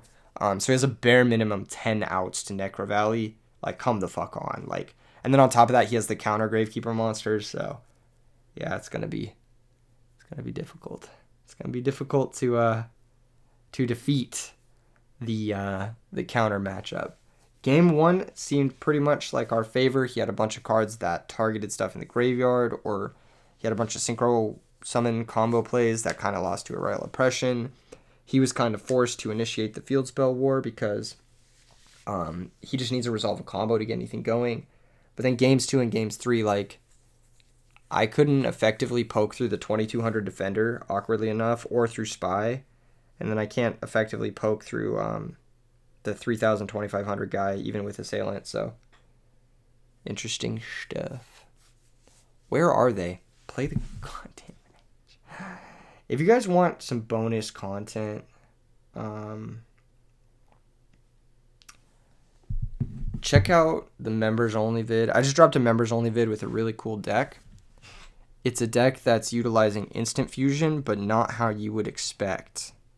It's part of a secret draw engine that utilizes instant fusion.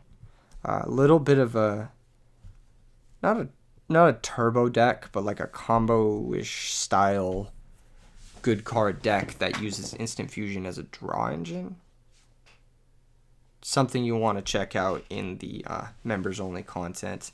A unique deck that I've never really seen anyone play that type of list before. So, yeah, that went up yesterday. I'm going to be having an interview right now. I checked the Discord clause using the restroom real quick. I'm going to be interviewing Dimitri, the winner of RBET Rulers, at the end of this week. We're going to be going over his history of tops and his recent run at RBET Rulers.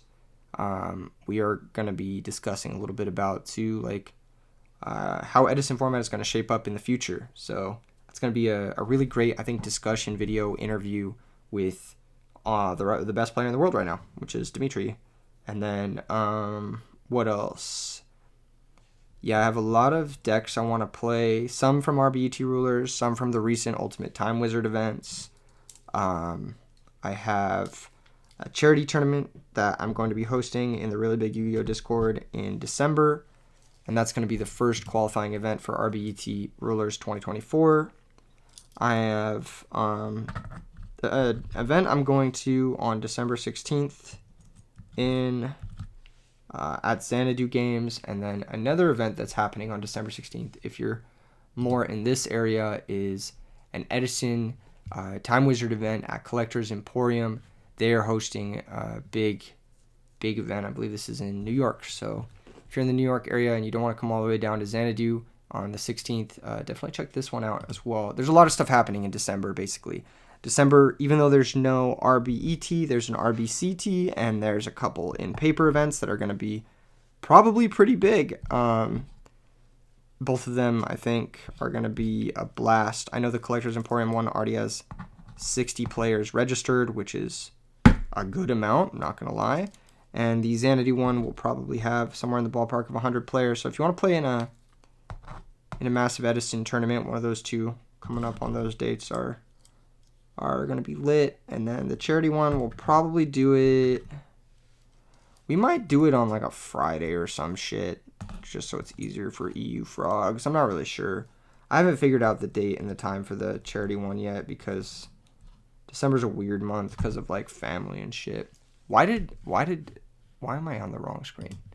There we go. This is the right screen. Destructotron's in the fucking main. Dude, this card is nasty. Let him cook. This card is good. Like, this card is just legitimately Harpy's Feather Duster. It just costs that's tough. But what are you hitting? I think you hit the Research Lab. No.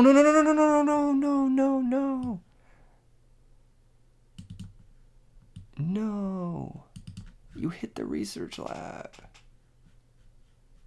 Now he extra normals and combos you.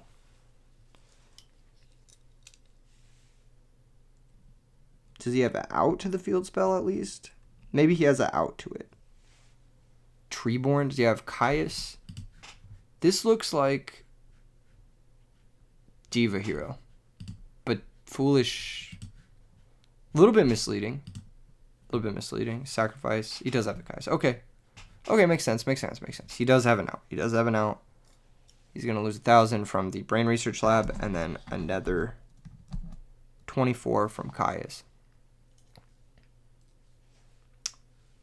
Good shit. Drops to 4,600.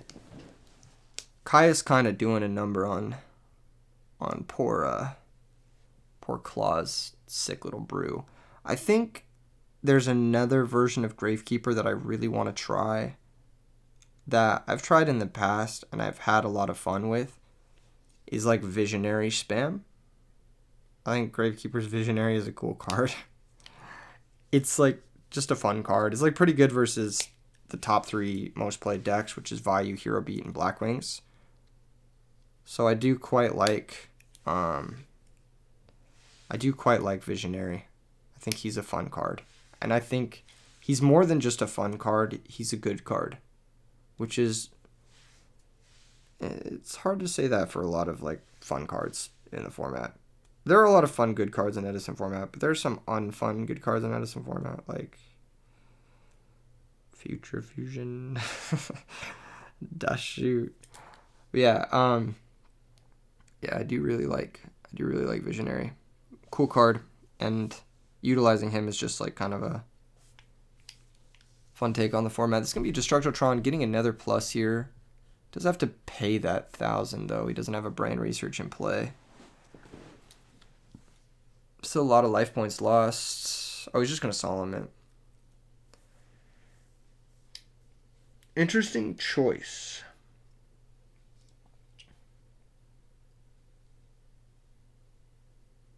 Yeah. No, he doesn't pay 1,000 here. He doesn't pay 1,000. Oh. Claw. You don't pay 1,000. Yeah. They're figuring it out. Yeah, someone was negated. He doesn't pay the 1,000. Yeah.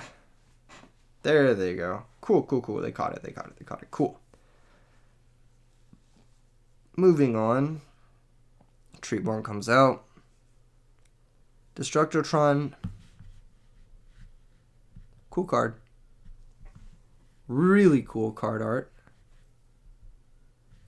Just the like little television screen face with like the orb and the bigger orb and like the color scheme and the spider body is just Really cool. Reminds me of like something out of like like a cartoon, like a Pinky and the Brain almost. I don't know why it reminds me of that, but gives me those vibes, like a throwback vibes. Okay. Claw deep in the tank. It's probably Jover. I mean, if the Caius was connecting last turn, I mean, it's just Jover, bro. You just gotta move forward in life. Etel is a good card in this deck, obviously. It summons you almost anything. And it also gets you access to Mind Master, which can OTK with the Psychic Snail. I think the big OTK involves summoning the Psychic Blaster and then doubling the attack with the snail, but... Okay, here comes the Overdrive. This is kind of a last-ditch effort to stabilize. He can, in fact, make the Psychic Blaster pierce for 29 and gain 29, which is pretty cool. But he might just have to go Bionic and pitch his whole hand to try to go for game. Which I think is the best play. Because you don't want to risk... You just don't want to risk anything. Yeah, I don't like this play. I think this play is bad. This play is definitely losing. He has Plague. The back row is a liability. Now this loses to Battle Traps on top of everything else. I think you go Bionic, pitch your whole hand, bounce all three, and then just say, fuck it. Have Gores, have Fader. And if you have neither, then I'm winning. And I win, and it's Jover, and we just go next. I think you have to fuck it, we ball right now. I think any other selection is not correct. But maybe he just doesn't even have a Bionic in his extra. Because he's so psychic pilled. Alright. Attack the tree. Wow. Just fucking happening? Are you dead ass? That's crazy. What did he set? He gains 2,900.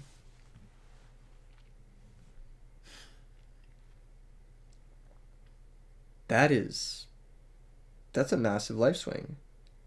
And now we're going to Mind Master. Why are we going to Mind Master here? Did we miss lethal by not going Mind Master first and making Armory Arm? I think if you were going to gamble on the Psychic Blaster connecting, I think this maybe is a missed lethal. But who knows, right? Who knows? At this point, you're going Mind Master, you're going to go Psychic Jumper, and then you're going to jump to steal the Caius, I'm pretty sure. And get the non-tutor out of play. That's the game plan.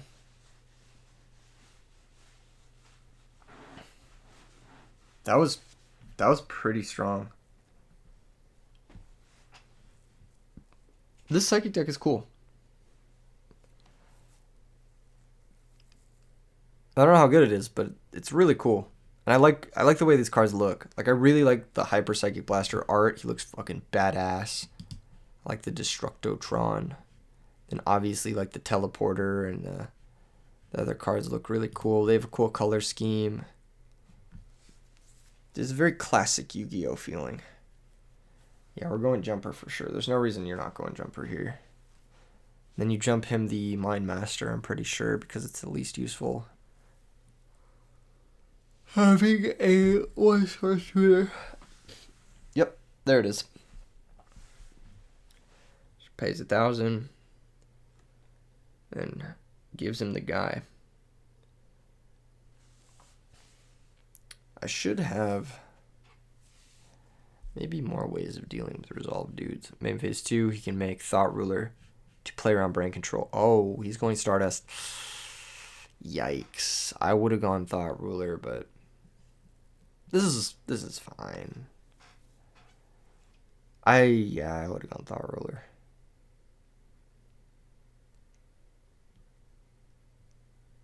Probably. Maybe not. Maybe it's just bad either way. Or good either way, I guess. And this stops... I'm not sure what this stops. I guess it stops Mirror Force if he draws it. Doesn't really stop like Plague into Bryonic. That does just win. No, it doesn't win. He needs 2 cards. I really don't know what Wraith's back row is. This does stop Call of the Haunted on Caius into Black Rose Nuke. But it won't stop Call of the Haunted into Caius, stack for Plague, make Dark End, attack over Stardust, and then pop Hyper Psychic main phase 2. So, I think it's interesting. Food for thought. Whether or not he should go Thought Ruler. I feel like playing around Brain Control, Enemy Controller versus this deck seems like the most. Also, Phoenix Wing Wind Blast, he's demonstrated that he does play the discard traps. So, Wraith viewing the extra deck. Taking his sweet time. And Wraith is gonna concede. Wow, what a comeback. What was his back row? Why would he even set something he can't use?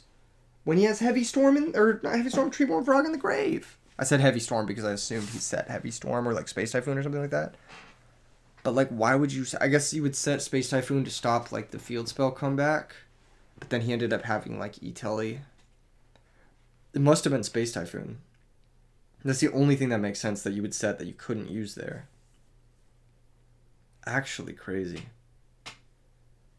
Wow, that was a really strong comeback. Overdrive Teleporter. Don't sleep on it. I believe it only has 1 print, question mark? It might have a little bit more than 1 print. Let me double check that. Should I be ordering this card? Hold up. If it's already over $20, I'm not fucking getting this shit. Overdrive Teleporter. It has 1 print. Crossroads of Chaos. Secret Rare First Edition is about $45. You pick up light played ones for about $12. I'm gonna be honest. That's a bit expensive, but how expensive is Zeta Reticulant? That's the other thing we should look at, because I think Zeta Reticulant and this are probably about as playable. And it looks like Zeta Reticulant goes for the same amount, about $12 light played. So I think if people were going to cook with the Overdrive Teleporter, it would have been done. Card is cool though. And the deck is cool too. I like the vibes. You get the vibe. Damn, bro. It's lit.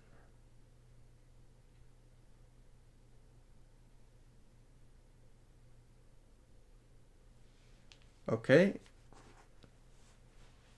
Wraith going first. I don't even really know what Wraith is playing. I've seen like a Treeborn, a Plague, a Foolish, a Phoenix Wing, and a Caius, so I don't really know. Usually you don't see those combination of cards outside of Diva Hero. So it's possible it's just Diva Hero. It could just be like some sort of like Monarch deck.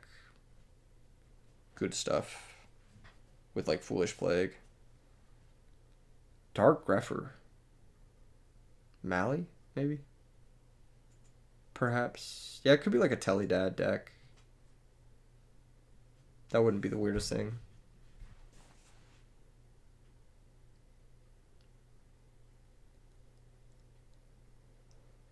Let's see what his move is now. Pitch Plague, Send.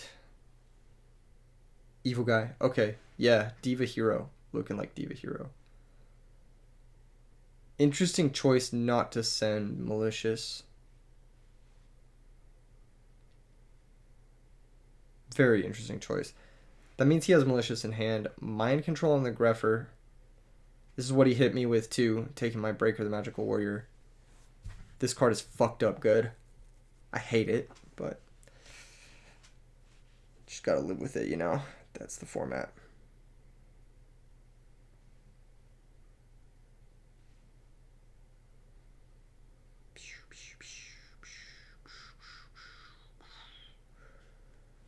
Man. Okay, Mind Master, let him cook. Unfortunately, he needs to tribute a Psychic. Can't tribute Dark Grepher to get going. Otherwise, we'd see a cool little Psychic Snail combo chain here, possibly.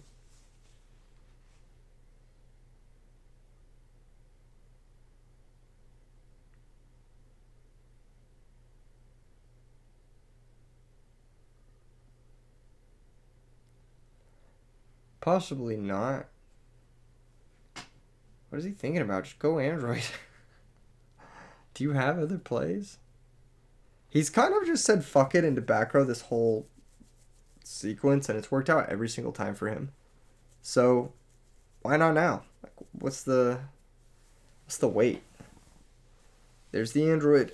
You don't necessarily even have to attack here. I think you should though. Just take your trade. Yeah, there's a Plague down, so like him answering the Android is almost a certainty. Yeah, take the trade with the Mirror Force. It's actually an equitable trade because you could pick up that. He would pick up that card advantage for free. So you'd rather just take your 1-for-1 and then. I think it set his book because he thought for a moment on the Mirror Force. So I'm pretty sure it's the set card is book. Here comes Dark Armed. Priority, yes. This could banish Grepher because the other two have value in the grave. Yep. With Miracle or with the Plague effect. And there's the book that we kind of predicted. Yep. That's all that little hesitation on that Mirror Force. That's all it takes. Here comes Diva activate. This can grab Gilman. Yeah, pretty straightforward stuff. Nothing too crazy. This can make his own Android. Probably going to make Catastrophe. Catastrophe just seems better in this matchup. And so, because he's going to make Catastrophe, he's going to attack with both first. Booking the Dark Arm doesn't seem that bad, but he's going to have to out both Catastrophe and this Dark Arm. The best out, obviously, is just Cyber Dragon. It's like a clear-cut out here. You special it, you run over the dad, and then you contact with the Catastrophe. Or you can contact and then run it over. Either way, basically. That would be the cleanest out here, and it wouldn't cost you a single card.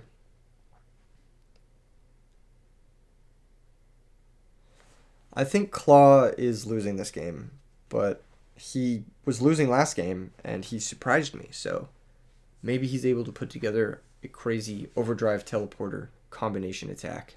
Who knows? It's always possible. Crazier things have happened. That's a start. That's kind of what you need. The Brain Research Lab. Okay.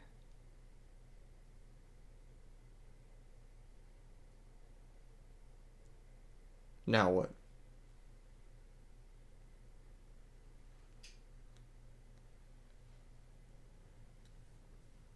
Claw says big think.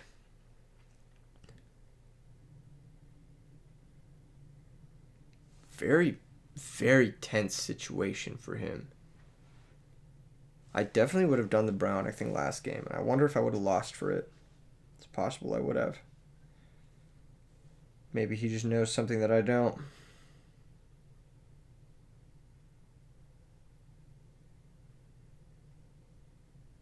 Dang. $12 for that card is already pretty expensive. Man, I went back and looked at how much I spent. Oh, this is not bad. This is not terrible. Oh, that's tough, yeah. Because this isn't like Mausoleum, where it's like an effect that activates. You can actually solemn it. You're just taking an extra normal. If it was Mausoleum of the Emperor, you could not Solemn Judgment there. Because it's an effect, and Solemn Judgment can't negate effects, it can only negate summons. But because this is not, it's like a lingering, like continuous thing. It's not something you activate. This one's over. We're going next, basically. He can deal 4,900, stack for plague. Any summon wins here. Any summon in the whole deck.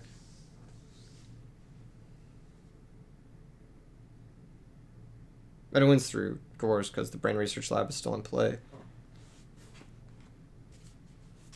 So there's no reason to complicate this. Just do the thing and then win, basically. Or don't. I mean, drag it out. Drag it out. Make me sit here for a little bit longer. Fuck it. Fuck it. You know what? It's fine. I'm enjoying it. I'm enjoying it. Okay, there we go. There we go. There we go. Sighting for the next duel has begun. I think Wraith could have played a little bit better around Trigodia by attacking with attacking with Darkon first, but obviously it's a non-starter because even if there is Trag, like your opponent has 0 cards, like their deck doesn't do anything at 0 cards, so you're guaranteed. It's like a checkmate.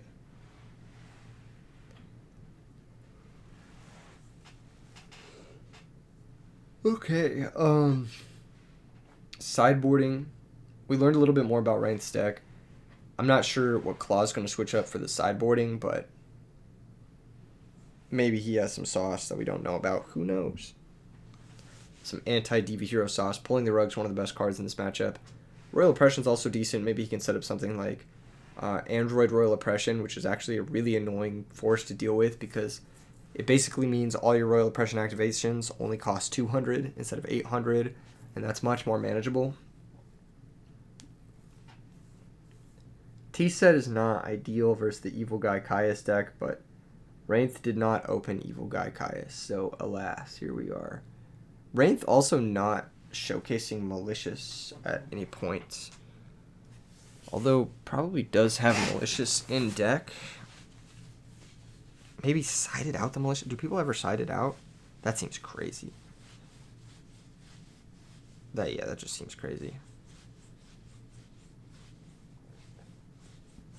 Man. Okay, there's Flip Spy. Solid little plus.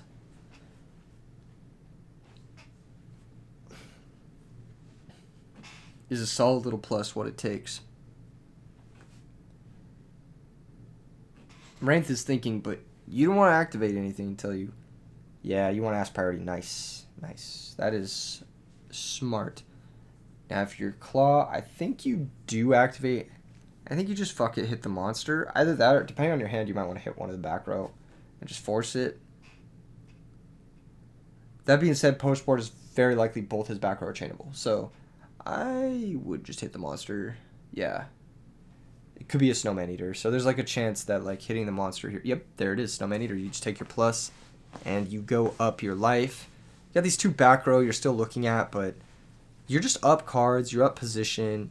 You still have your normal summon. You still have like hella shit going for you, so you could even just attack with the Descendant if you want here. Like you don't have to get too complicated with it. Apply a little bit of pressure. Start to heat things up a bit. I don't think there's really much wrong with this. Yeah, I think Claw's coming to the same conclusion. Like, alright, I'll get my chip damage. Maybe later I have a big turn with Overdrive Bionic, and I've chipped enough to that point. I think if he chips one more time, he drops Wraith to 5k. That's just out of range of Overdrive Goyo. But every little point matters. So, here we are. I'm happy we're getting a really solid match in the finals, too. Surprisingly competitive from the Psychic deck. Again, this is not a deck that's, like, ever really on my radar as, like, a deck I would play, but it is cool. So, there is that. It is interesting. Overdrive Teleporter is a very unique card. It's a uniquely powerful card. It's not like a card that can be outclassed, if that makes sense. It's got such a unique effect. So if you're building around it, then you've made ways to capitalize off of that sort of thing. Miracle Fusion is devastating, though, so. And tacked over the Descendant. And, yeah. Vibes. No problem, no problem. Let him cook, dude. Let him cook.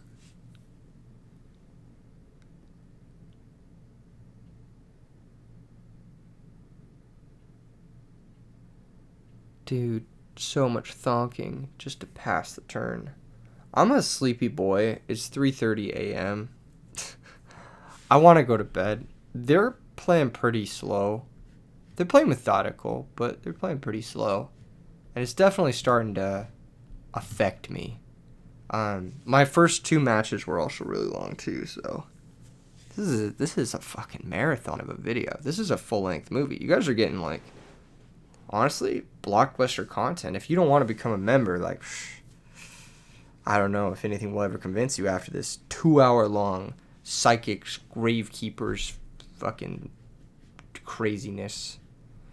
What's funny is, like, I can play against the most meta bullshit deck of, like, Diva Hero Beat, and I can, like, honestly, like, be in a pretty strong position and, like, understand the matchup really well, and then I can play against Dr. fucking Cranium and then just be totally lost and just be like, how do I ever beat this? And just be so confused. And that's the beauty of Edison format, is, like,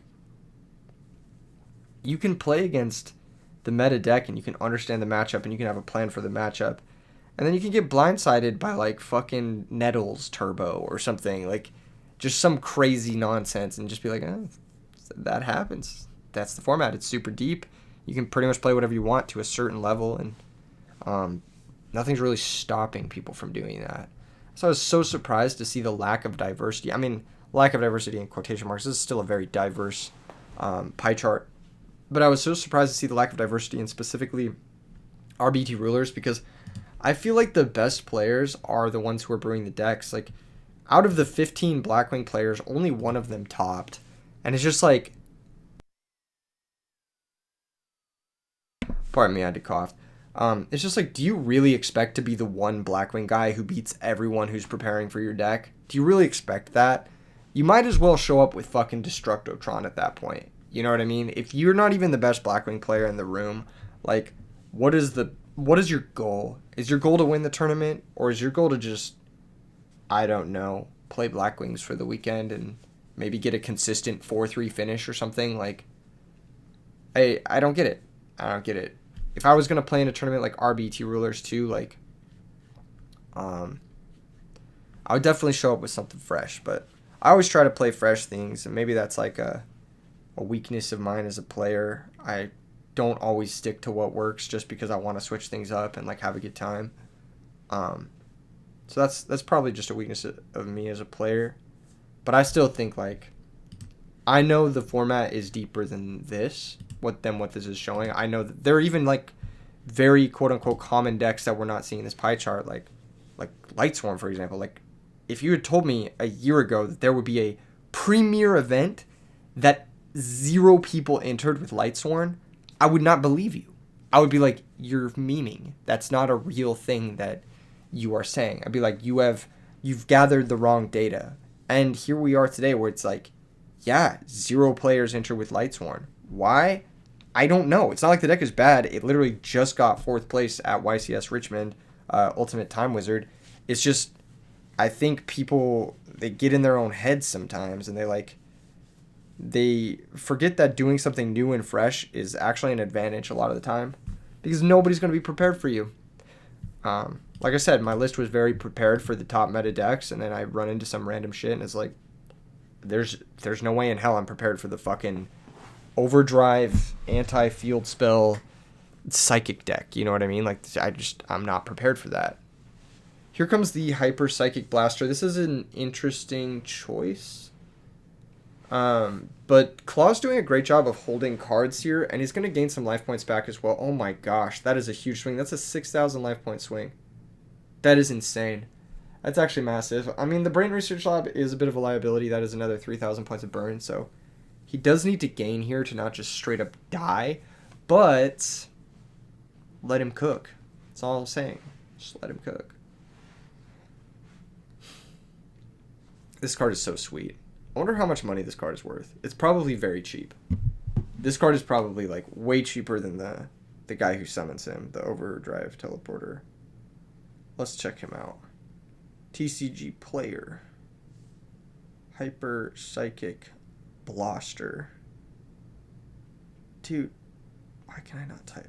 Okay, hold up. Pulling him up. So he's got a couple of rarities, I'm assuming. He's got the ultra rare from Crimson Crisis, which is 69 cents market price. He's got a rare from the Legendary Collection, 5Ds. And he's got an ultimate rare from Crimson Crisis. Not only that, but he's got an assault mode. I didn't even know he had an assault mode. That seems so unbelievably bad. Why would you want an assault mode on this card? What is the level up? That's a crazy Psychic Overlord, by the way. Very strong, like sort of Pot of Avarice effect. He's making great use of like all of the themed cards and piecing together just a really cool little deck. He's kind of cooking. I'm not gonna lie. Okay, let's see what the assault mode does. At the end of the damage step, inflict damage equal to your opponent's monster's defense and gain life through that monster's attack.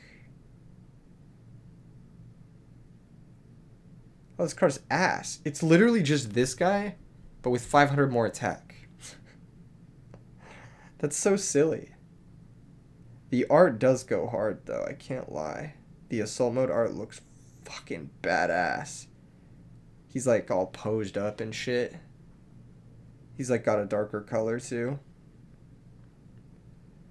The Ultimate Rare Hyper Psychic Blaster does look pretty clean. I'm kind of a fan of the Ultra Rare, though. The Ultra Rare looks very nice. Very, very suave. Alright, Mind Master shenanigans engaging. Are we going back to the jumper mode? Are we jumping? You can jump the Mind Master and then it'll get banished because it was summoned off E-Telly. That's kind of cool. So you can just basically steal the Absolute Zero for free. Holy shit, let him cook. Let him cook. This is crazy. Claw is insane. Did he change? Oh my god, he's gonna Destructotron Bubble first. The goat. The goat. He's showing us right now. He's showing us. He's showing us the strength of the Destructotron. My god.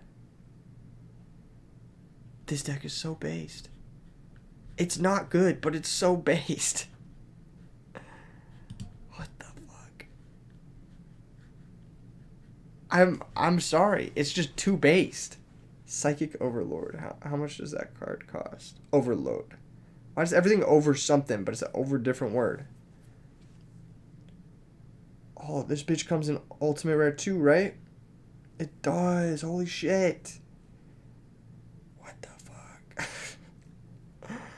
Let him cook.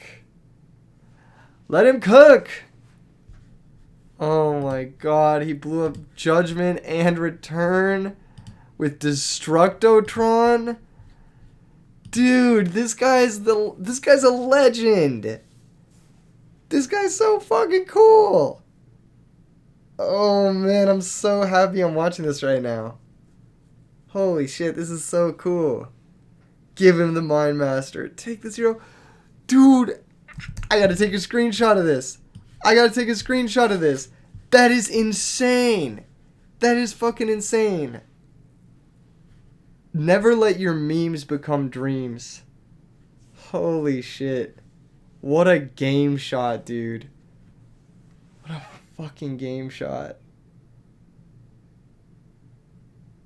It says 3 crucial misplays. Yeah.